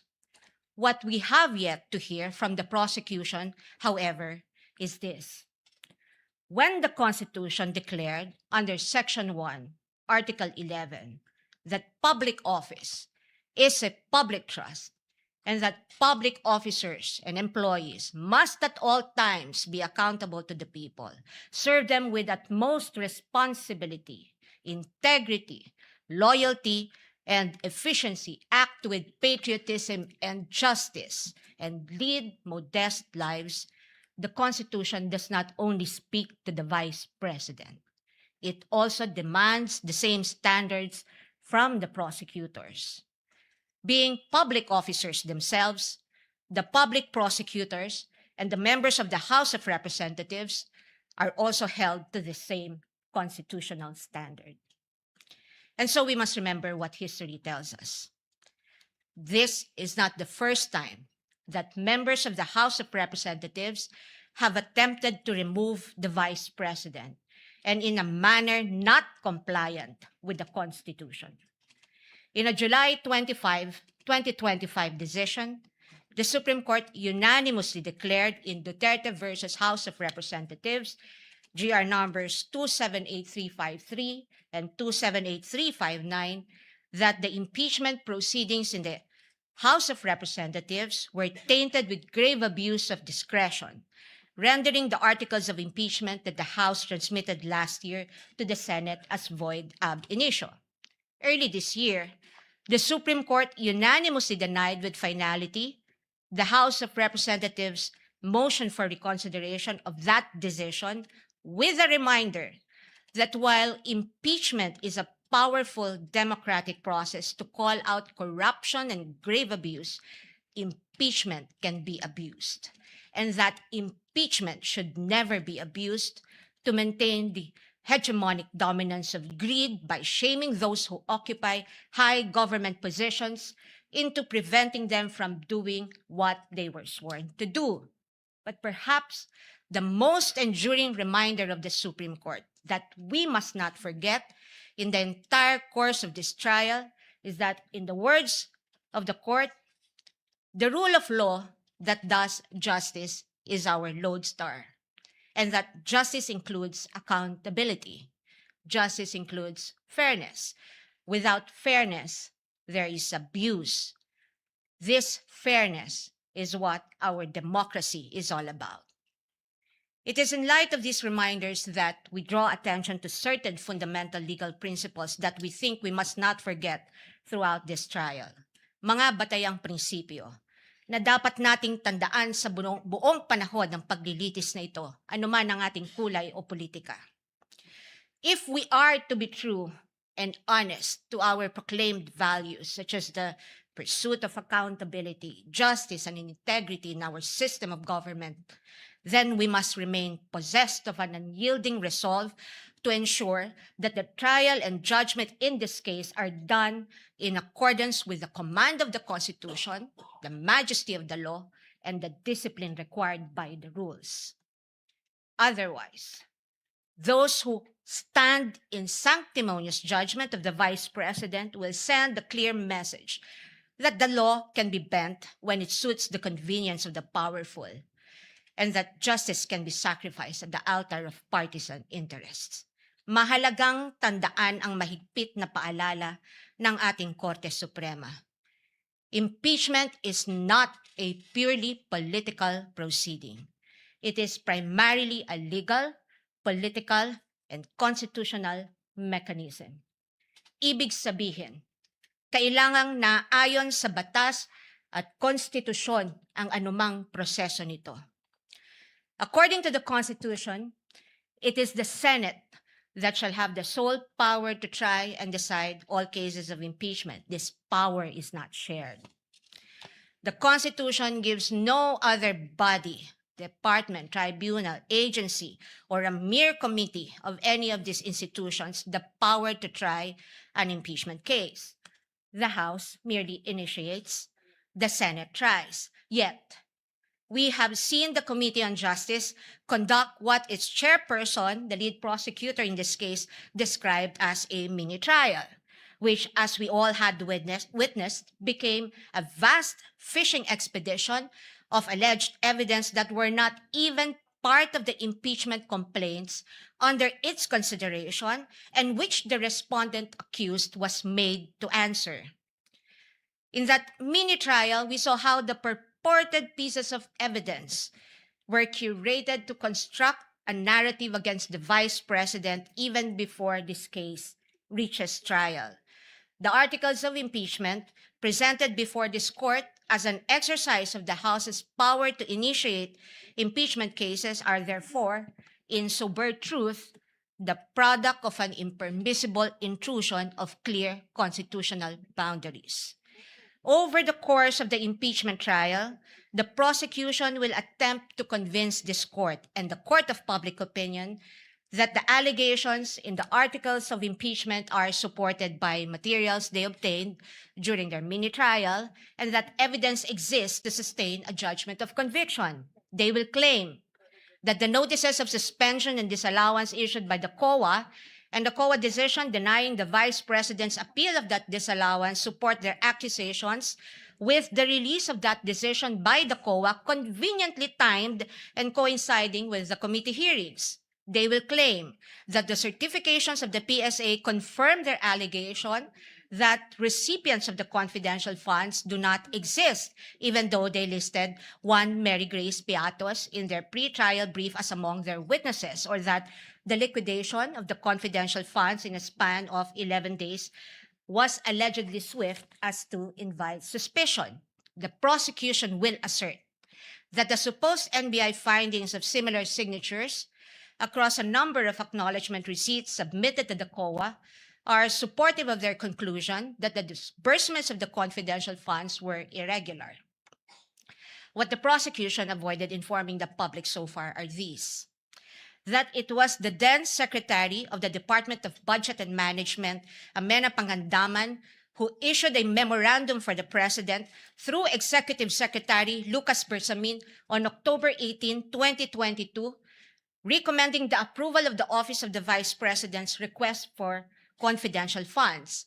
That the Office of the President did in fact approve that recommendation of the DBM through a memorandum from the Executive Secretary dated November 28, 2022, and signed by the former Executive Secretary Lucas Bersamin by order of the President.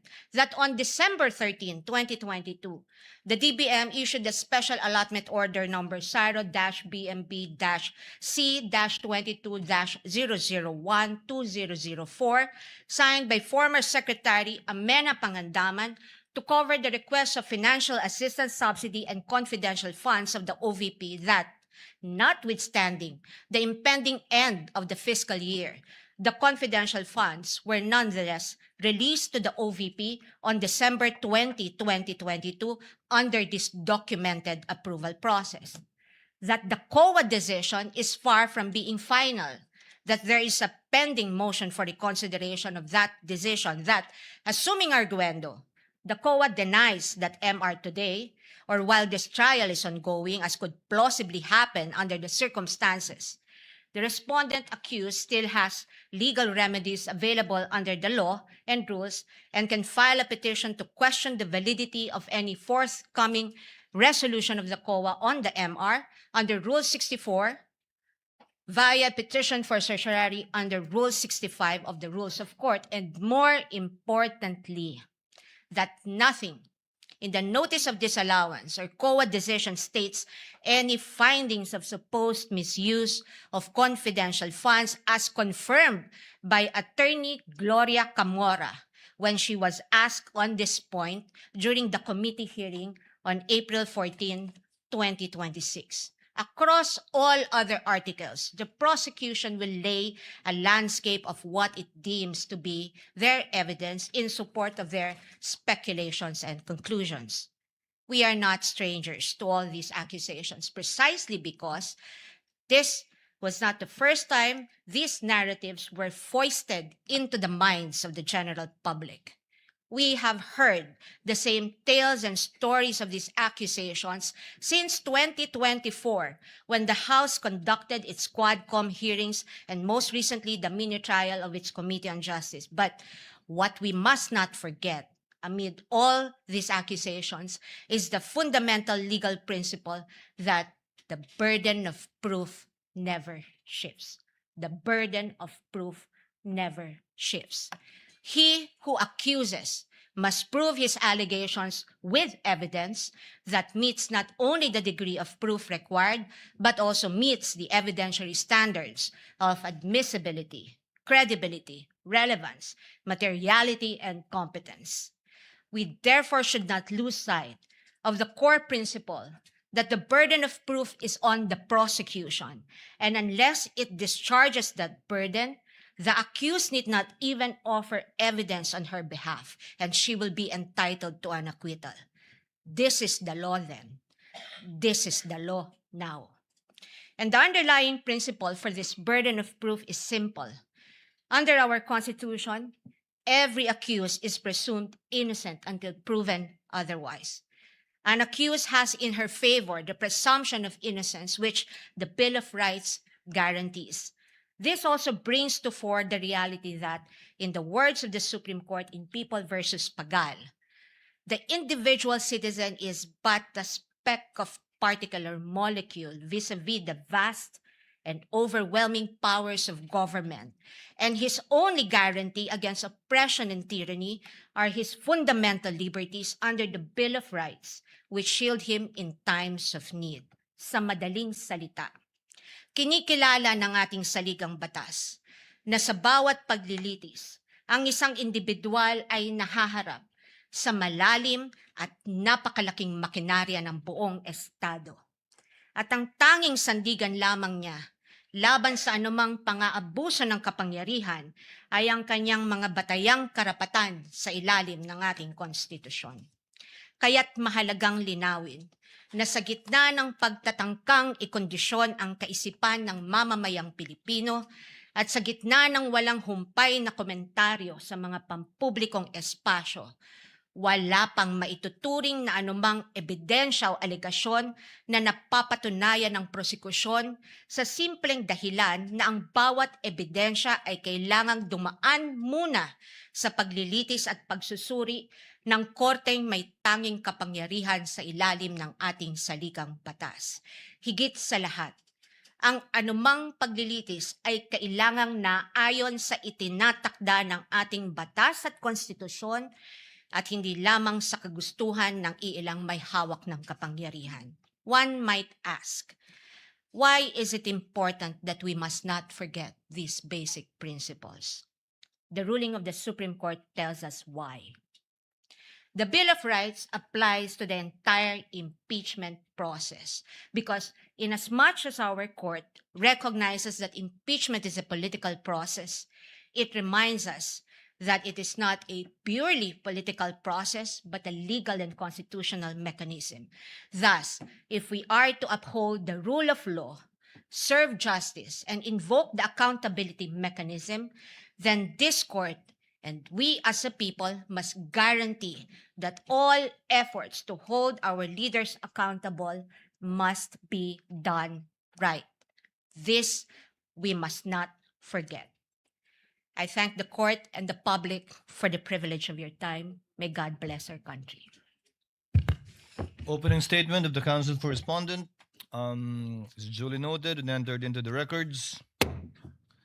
The court will now proceed to dispose of some of the incidents that were brought up during the pre-trial conference, as well as other pending matters and motions.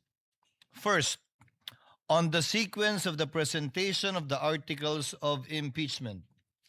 The pretrial order stated that the prosecution has a free hand to determine the sequence of the presentation of the articles of impeachment. However, respondent will be similarly accorded the same right insofar as the presentation of their evidence and witnesses in chief is concerned. May we now learn from the public, from the panel of prosecutors rather, what will be the sequence of presentation of the articles of impeachment that they intend to pursue? Attorney Jokno is recognized. You may proceed, sir. Thank you, Your Honor. The first article we will be presenting will be Article 4 on grave threats. Second will be confidential funds, Article 1. Third, bribery, that is Article 3. And the fourth is unexplained wealth, Your Honors. That's Article 4. No, two. I'm sorry, Article 2. I stand corrected. So the sequence of presentation shall be Article 4, Article 1, Article 3, and then Article 2. Yes, that is correct, Your Honor. So I presume that beginning tomorrow, once we issue the subpoena for your first set of witnesses, you shall begin with Article 4. Yes, Your Honor. Again, Chair rules that the respondents have the same and equal privilege of presenting its case as it so desires when it's time to present its evidence in chief shall come. What is the pleasure of the counsel for respondent? Thank you, Your Honor. May I ask if the prosecution is ready to present its first witness today because the defense is ready today, Your Honor? Duly noted. We will get to that later. If Next Your item Honor, in the please, agenda. If Your Honor, please. Yes, I Representative have just Jokno. noticed that Your Honor had already directed the counsel for the defense not to propound questions to the prosecution. This is already the second time that she's doing that. She appears to be assuming or arrogating the powers of the court, because as I understand the rules, it's only the court that can propound questions to the counsels. Your Honor, may I comment?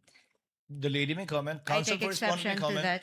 Yes, Your Honor. I take exception to that manifestation of the good counsel.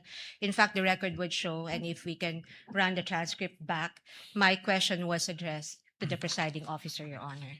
Let us move forward, gentleman and lady. Next item for us to dispense with, the witness disclosure rule. The prosecution proposed a 3-day witness disclosure rule. The respondents proposed a 5-day witness disclosure rule. But I understand the prosecution is amenable to the 5-day witness disclosure rule. Would that be Yes, correct, Your Honor. Representative We Jokbal? are amenable to the 5-day disclosure rule. Chair therefore rules that insofar as disclosure to both to either party of a witness to be presented, not mentioned in the pre-trial order and or briefs of the parties shall be for 5 days. This is subject also to the chair's reminder that at the end of every week, that would be a Wednesday while we are on recess, we will ask the party presenting their case in chief to enumerate the witnesses they intend to present for the following week with the corresponding motion for the request of issuance of subpoena to be submitted the day before or on Tuesday, so that we can act on it before the last day of the week so that the subpoena can be properly issued in due course and in due time. So ordered. On the examination of a witness by more than one counsel as propounded or proposed by the prosecution, the rules of the Senate are clear. Article 15 of the Rules on Impeachment states, witnesses shall be examined by one person on behalf of the party producing them and then cross-examined by one person on the other side.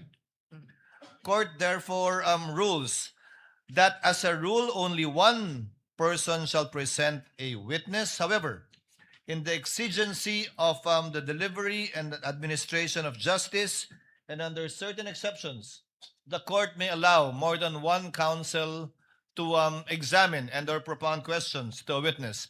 To cite an example, just for the sake of the record, if, for example, the panel of prosecutor disagrees with how the counsel for prosecutor is handling the case, the panel of prosecutors or one of them can take over, and that is but proper and should be allowed and will therefore be considered as an exemption to that rule. And other similar exigencies will be allowed in order to afford the orderly administration of justice and of these proceedings. So ordered. Insofar as the BIR box is concerned, what is the pleasure of?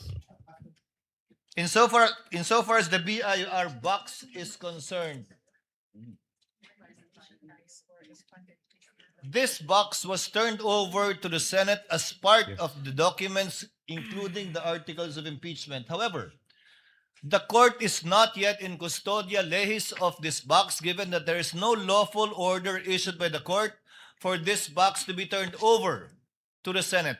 More so that it is not yet offered in evidence, not even as of yet marked. The chair therefore orders that the BIR box, closed, sealed, and as it is received, be sent back to the BIR or the Bureau of Internal Revenue without prejudice to any action that the court may take if a motion will be filed by either party for the issuance of a subpoena, and we shall await action, if any, by the BIR Commissioner should that time come. So ordered. Now, insofar as the subpoena requested by the prosecution for the two NBI agents, may I request the clerk of court to kindly read the motion for the issuance of subpoena ad testificandum.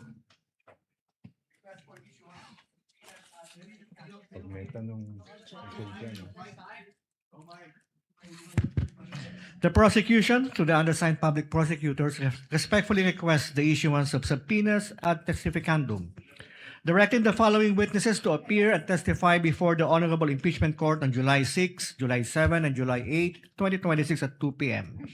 as their testimonies are material, relevant, and necessary to establish the allegations under Article 4 of the Articles of Impeachment, as well as matters necessarily incidental thereto, and for purposes of the identification and authentication of other evidence before the Impeachment Court. Number 1, Attorney Jeremy C. Lotok, Regional Director, National Bureau of Investigation. Number 2, John Mark Kalilong, Senior Agent, National Bureau of Investigation. Respectfully submitted, Quezon City for Pasay City, July 1, 2026. We are not in receipt of any reservation or objection on the part of the respondent, counsel for respondent rather. However, Chair would like to ask the prosecutors, do you only request for a subpoena ad testificandum or a subpoena duces tecum as well? If I understand the record, Your Honor, please to say subpoena both for ad testificandum and duces tecum. The motion filed Your by the Honor. prosecutors is only for a subpoena ad testificandum. That's why the Chair is clarifying. Your Honor. I stand corrected, if Your Honor, please. It's just Counsel for ad for respondent? testificandum. Counsel for respondent? If I may, Your Honor, just to set Please the record proceed. straight, the presiding officer earlier inquired mentioned that the court is not in receipt of any objection from the respondent. But just to set the record straight, the respondent has not received any copy of the request for subpoena being mentioned today, Your Honor. Naserve natin, di ba? What we received, Your Honor, was a manifestation containing the list of the witnesses of the prosecution for July 6, 7, and 8, Your Honor. And so it would be impossible for the defense or the respondent to object or to even comment on a request that we were not served with any copy with. The two witnesses against whom a subpoena has been requested by the prosecution were mentioned in the pre-trial brief of the prosecution and was not commented on by the respondents in their pre-trial brief. But if you do have any objections now, the court would be more than glad, or reservations, the court would be more than glad to hear it before ruling on the motion for the issuance of a subpoena on That's these fine. two NBI agents. At this point, Your Honor, that's fine. We'll just place on record our objections as the testimonial evidence is presented. Duly noted. Chair hereby orders that the subpoena ad testificandum and duces tecum be issued to the aforementioned two NBI agents contained in the motion filed by the counsel for the prosecutors. Although by nature subpoena is ex parte, we would Chair would instruct the clerk of court to kindly upload all of the filings of all of the parties to the website for the information not only of the senator judges, but also of the parties and their counsels. The Chair earlier, counsel for respondent said that witnesses for the succeeding week shall be manifested in open court on the last day of the trial, in this case by Wednesday, insofar as the next week's trial is concerned. So ordered. Now, insofar as the request for subpoena for bank records and AMLC records, Chair recognizes the clerk of court to kindly read and spread into the records the request for the issuance of subpoena, both, I believe, ad testificandum and duces tecum, or just duces tecum, for the aforementioned documents. The clerk of court may proceed. Request for issuance of subpoena duces tecum. The prosecution respectfully requests the issuance of a subpoena duces tecum to the branch manager of the following banks: BPI Julia Vargas Branch, BPI Green Hills EDSA Branch, Philippine Savings Bank Wilson Branch, BDO Unibank Inc. Davao CM Recto Branch, Metrobank Davao Ecoland Branch, BDO Unibank Davao Rizal Branch, Security Bank Bicutan Branch, Land Bank San Pedro Branch, Philippine Savings Bank Davao MADR Branch,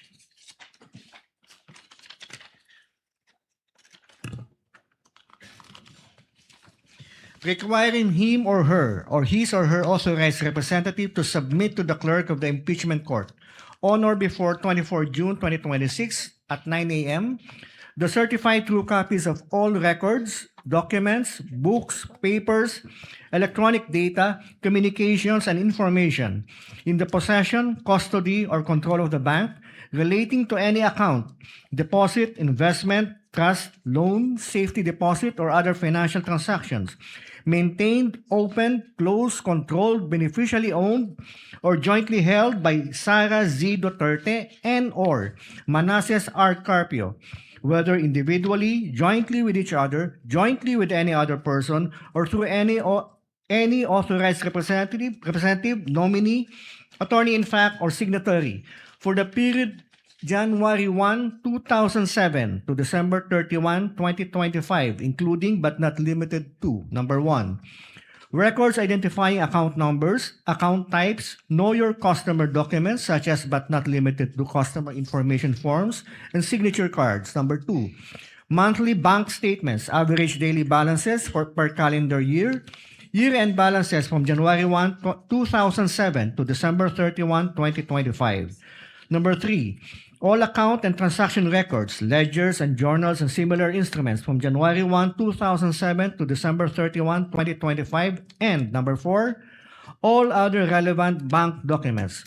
Request for subpoena juris tecum to the Anti-Money Laundering Council, to Honorable Eli M. Remolona Jr., Chairman, AMLC, to Attorney Ronel U. Benaventura, Executive Director, AMLC, requiring him or her or his or her authorized representative to submit to the clerk of the impeachment court on or before 24 June 2026 at 9 a.m. original or certified true copies of the following. Number 1, all reports of covered transactions and suspicious transactions filed by banks and all other financial institutions and covered persons required to submit covered transaction reports and suspicious transaction reports to the AMLC involving Sara Duterte Carpio and or Manasseh R. Carpio covering the period of 2006 to 2025. Number 2, any and all investigation reports or related reports or documents prepared by the AMLC involving the reported covered transactions or suspicious transactions. And number 3, electronic copies including Microsoft Excel files, database extracts, or machine-readable formats of AMLC, CTRs, and STRs for the period 2007 to 2025 involving Sara Duterte Carpio and or Manasseh R. Carpio. Respectfully submitted, Quezon City for Pasay City, June 18, 2026. Your Honor, may I comment? If Your Honor, please, before the defense makes a comment, just to obviate the proceedings and to facilitate the hearing today, if I may. The chair has not recognized anyone yet. May I be recognized, Your Honor?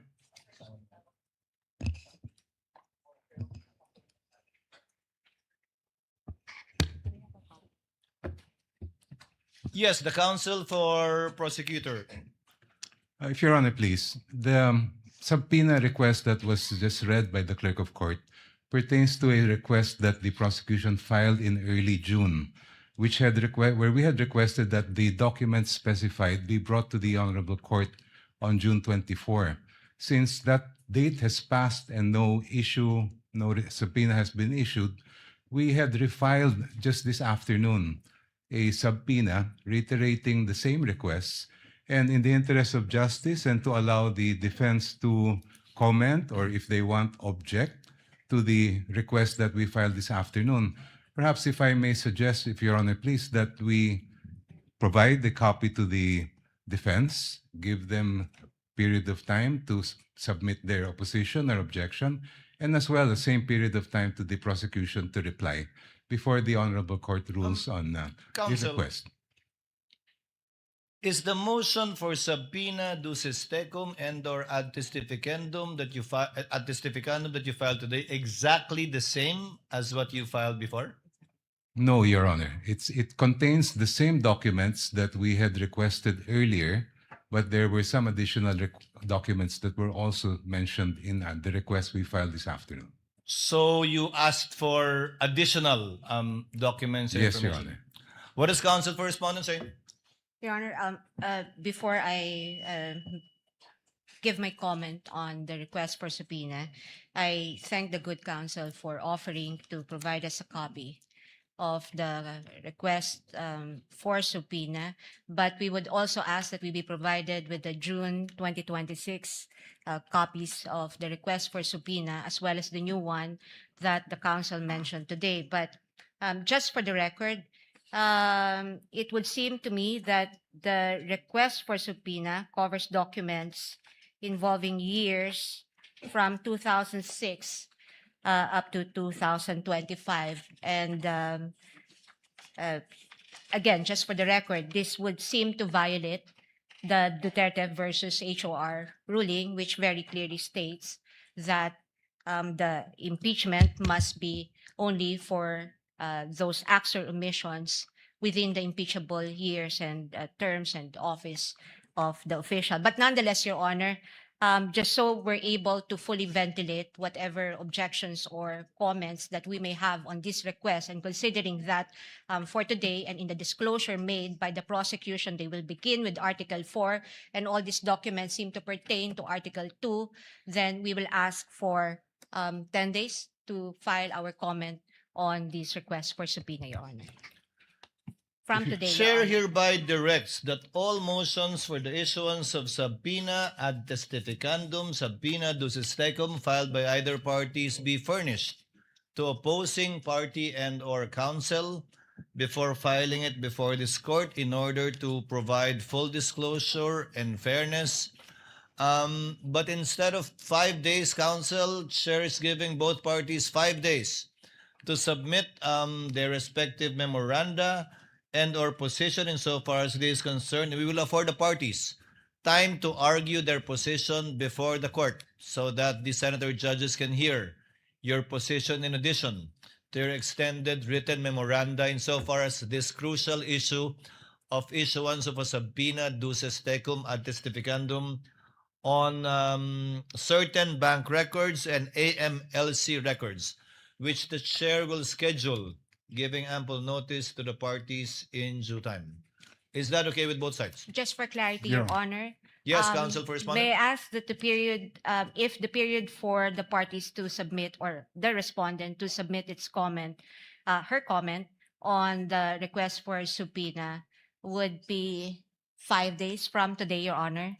From today, but you can submit it on Monday since it lands on a Saturday. Second, Your Honor, the presiding officer mentioned that we also must submit a memorandum or position paper on this, Your Honor. If you so desire, or you simply can argue it in open court, Okay, but you may want to submit an extended written memorandum on the matter for the easy reading of the senator judges pertaining to this issue. Last, Your Honor, will the court also schedule an oral argument on the respective positions of the parties? Yes, chair will do that. Thank you, Your Honor. And this would not be on Monday, Your Honor. No, that will not be on Monday. Thank you, Your Honor. If Your Honor, Counsel please. for prosecutor? Yes.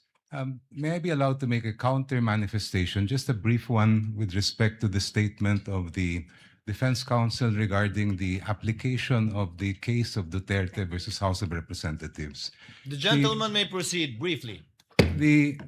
Your Honor, the decision and the resolution of the Supreme Court in that case did not say that any preterm evidence is inadmissible. There is no statement like that at all in the entire decision and the resolution.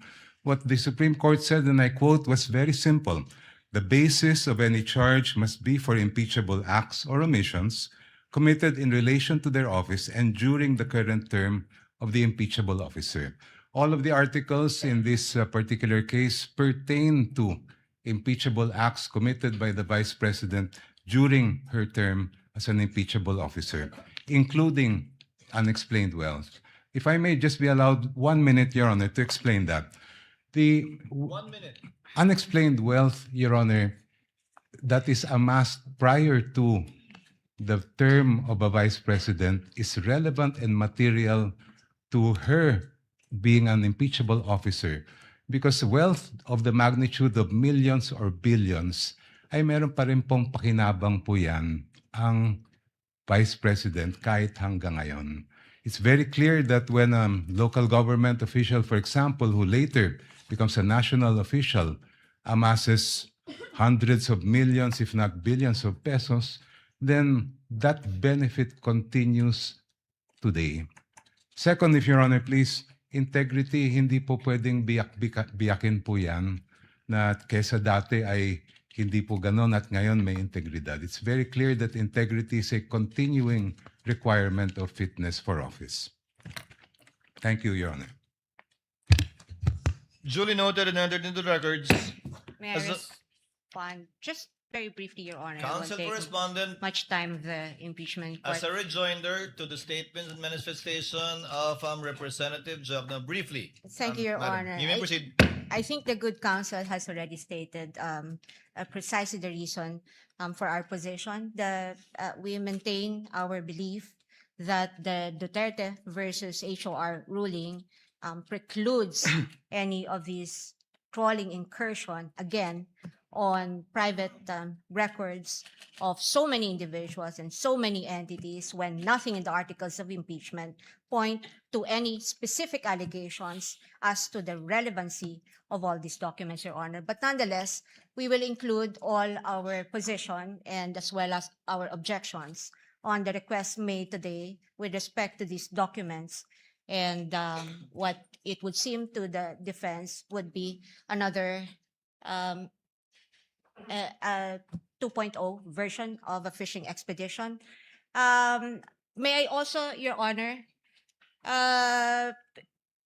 just to clarify also the period given to us to comment on the request for subpoena, may we ask that the 5-day period run from our receipt of the copies of the documents, Your Honor.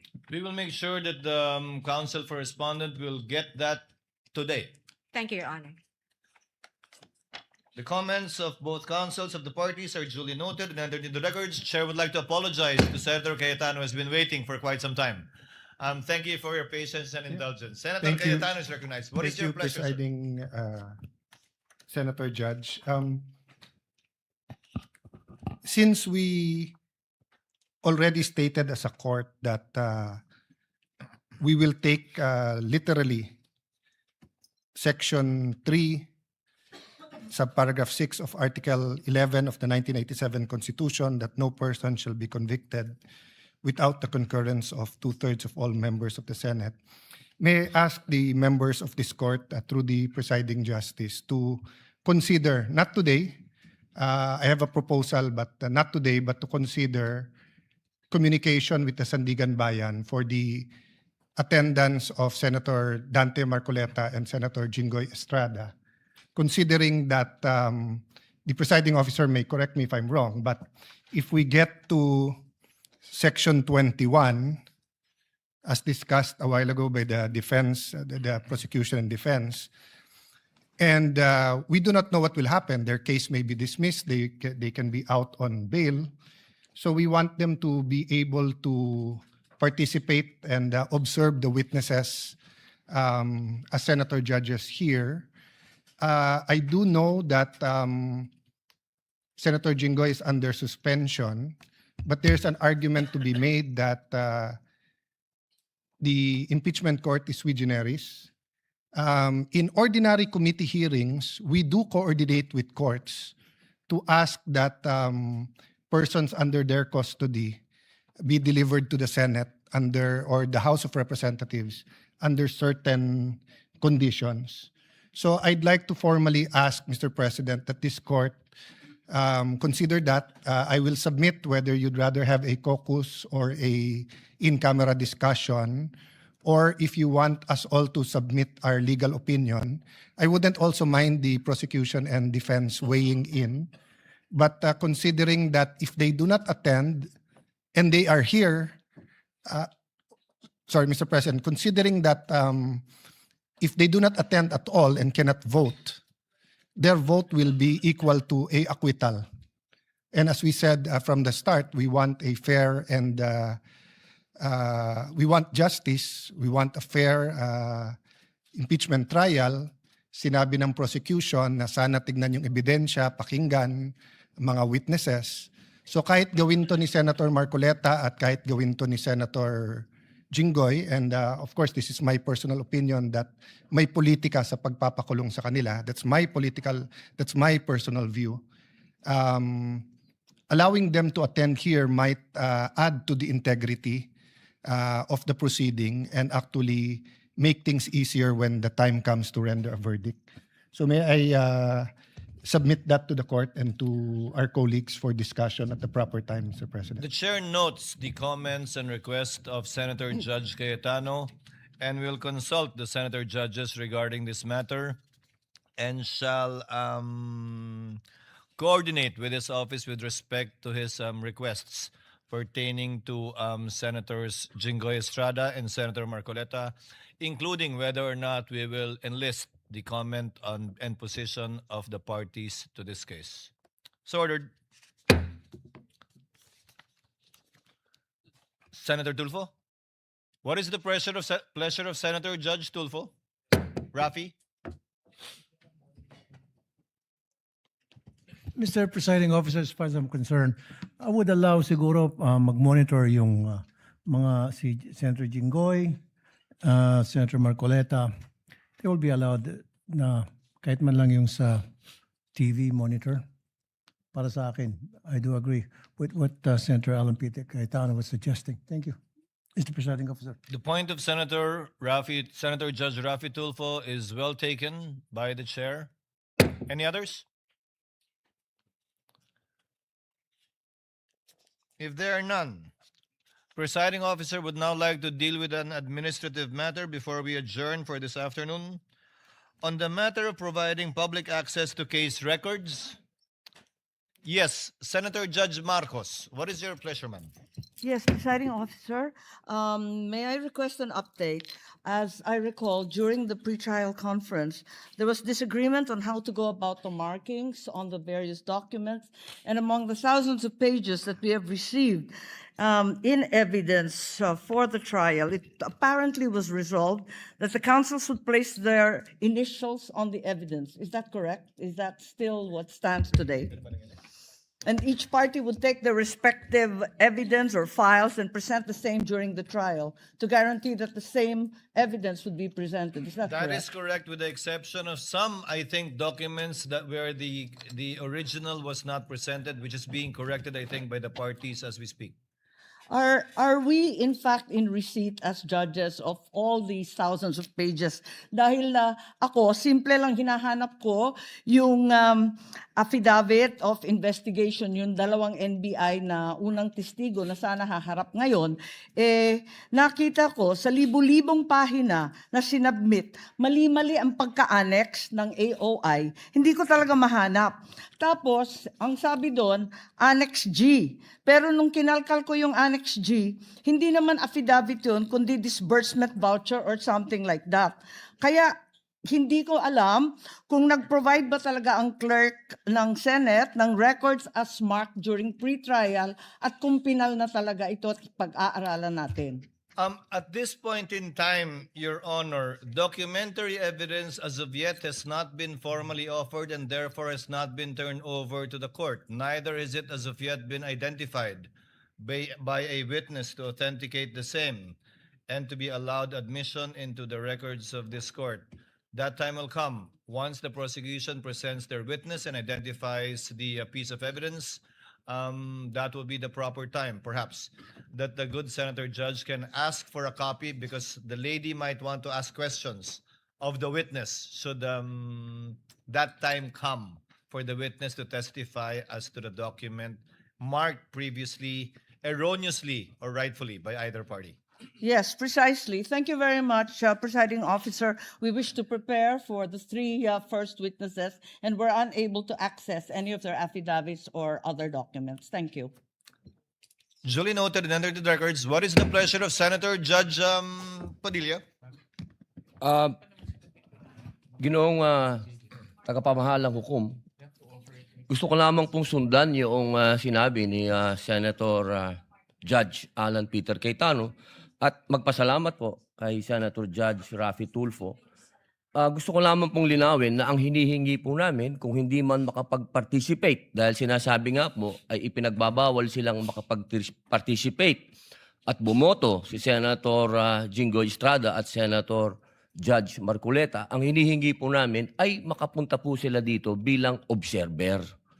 Hindi lang po basta monitor. Yun lamang po. Maraming salamat. Noted, at the proper time we shall discuss this matter and settle it as a court or in caucus. There being no other Senator Judge who wishes to make a manifestation, comment, and or motion, Chair would now like to dispose of an administrative matter. Consistent with Article 2, Section 28 of the Constitution on the policy of public disclosure in matters involving public interest and to give life to the directive under the rules to open the impeachment proceedings to the public, the court hereby directs the clerk of court to create the necessary internet web pages to allow the electronic records of impeachment to be made accessible to the public through the Senate website, whereby all pleadings, memoranda, motions filed by the parties shall be uploaded, including the journal of the proceedings after it shall have been approved by the impeachment court. Yun lang po siguro yung madedelay ng konti dahil kailangan aprubahan muna ng impeachment court yung journal bago po namin ma-upload sa website. Yes, what is the pleasure of Senator Judge Bam Aquino? Yes, Mr. President. On this note, firstly, we'd like to second and congratulate this move of the impeachment court to make all of the evidence available to the public. May we know in how many days will the clerk of court make this evidence available to the public, Mr. President? They've started, but they have not completed it yet. As Senator Judge Marco said, the documents are voluminous. I think it covers until 9Q, if I'm not mistaken, initially, when it was marked. About more than 10,000 documents.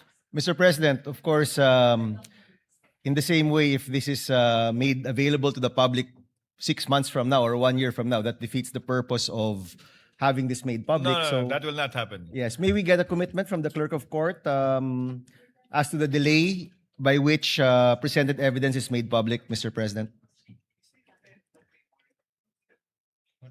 No.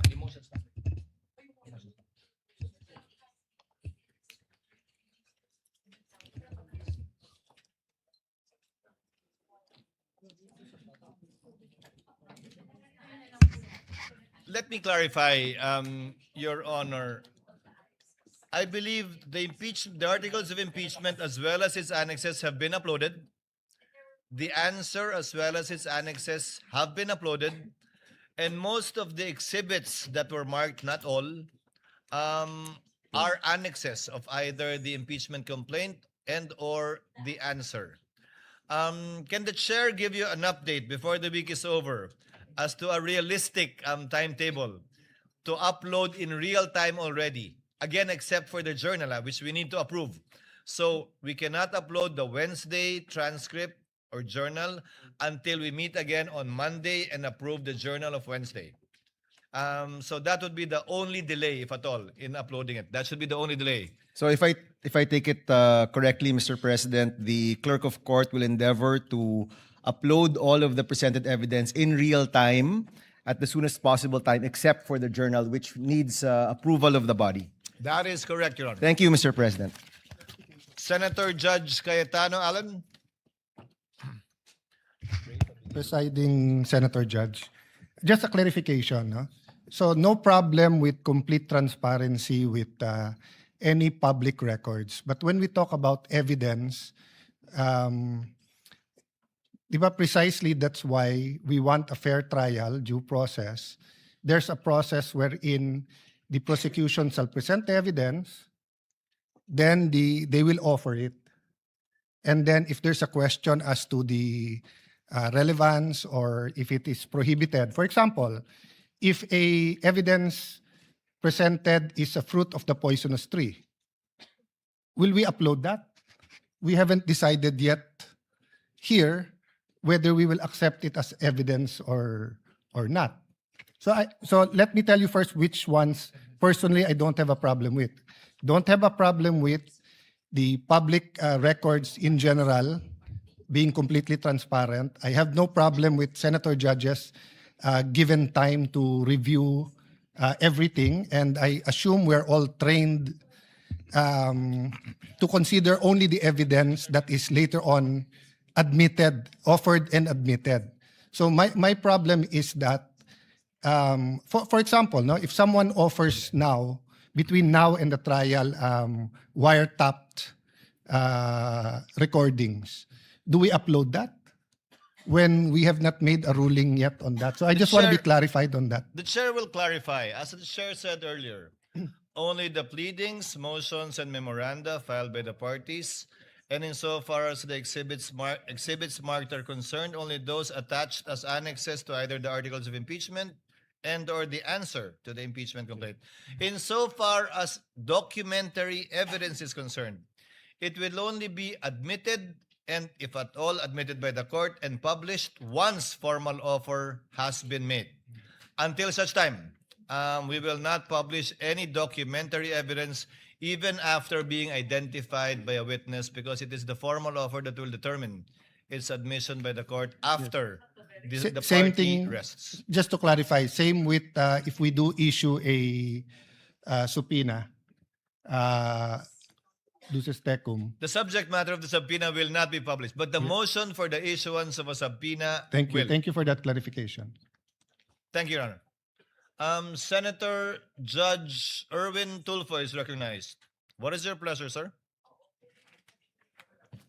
Thank you, Mr. President. Thank you, Mr. Presiding Officer. Just want to be clarified. I need a clarification, Mr. Presiding Officer, with regards to this Anti-Money Laundering Council documents or pieces of evidence that will be submitted here.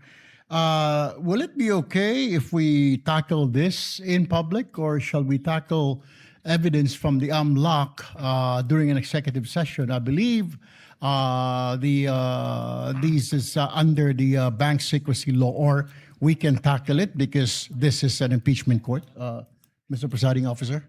What we will debate upon, if at all, on the scheduled date to be set by the chair is a debate on whether or not to issue the subpoena duces tecum ad testificandum in relation to AMLC records, not the actual records yet. Once it is granted by the court and is issued, it will have to be presented by the parties. We cannot tackle and discuss it in executive session, because anything and everything discussed in executive session cannot be revealed into the public and used by this court. Secondly, it can only be, if at all, revealed by a unanimous vote or consent by all the senator judges, which effectively hog ties that piece of evidence if we discuss and talk about it only in executive session. Whether or not it is to be made public, whether or not it can be legally obtained, will be decided by this court after hearing the oral arguments of the parties. Thank you for that clarification, Mr. Presiding Officer. What is the pleasure of Senator Judge Villanueva? Yes, Mr. President. Considering that we have been tackling and asking of pieces of evidence, I think there's a lot of questions with regard to the mahiwagang BIR box, Mr. President. Yung clarification lang po, where is it now, and when are we going to transfer it to the Bureau of Internal Revenue? It is with the clerk of court in the office of the Secretary General as instructed by the chair. It should be sent back to the BIR by tomorrow morning in the condition that it was received, meaning sealed. The same. Thank you, Mr. President. Any other manifestations or motions on the part of the senator judges? Senator Judge Ontiveros is recognized. What is your pleasure, ma'am? Salamat po, Mr. Presiding Officer. Just to make a brief statement in support of the ruling recently proclaimed by the Presiding Officer on executive sessions. Thank you, if I may, Noted. Mr. Presiding And entered into the Officer. records. And just to add a little bit of that, Lady may Mr. proceed. Presiding Officer, thank you. The executive session is only for Congress acting in its usual legislative functions, and impeachment trials do not contemplate executive session. So I join with the Presiding Officer in the call that he made, which I believe is the default also of this impeachment trial court for transparency as a general rule and as a default. Salamat po, Mr. Presiding Officer. Thank you, Senator Judge Ontiveros. Before the court adjourns, Chair directs the clerk of court to kindly make sure that the subpoena for the two NBI agents will be issued this afternoon and duly received, and entrusts it to the Council for Prosecutors to make sure of the attendance of their two witnesses tomorrow. Likewise, the chair reminds the clerk of court to furnish, right after we adjourn, counsel for respondents with a copy of the requests for the issuance of subpoena thus far submitted and filed with the office of the clerk of court. So ordered. There being no other business to discuss, the trial is hereby adjourned until 2 p.m. of Tuesday, tomorrow, July 7, 2026.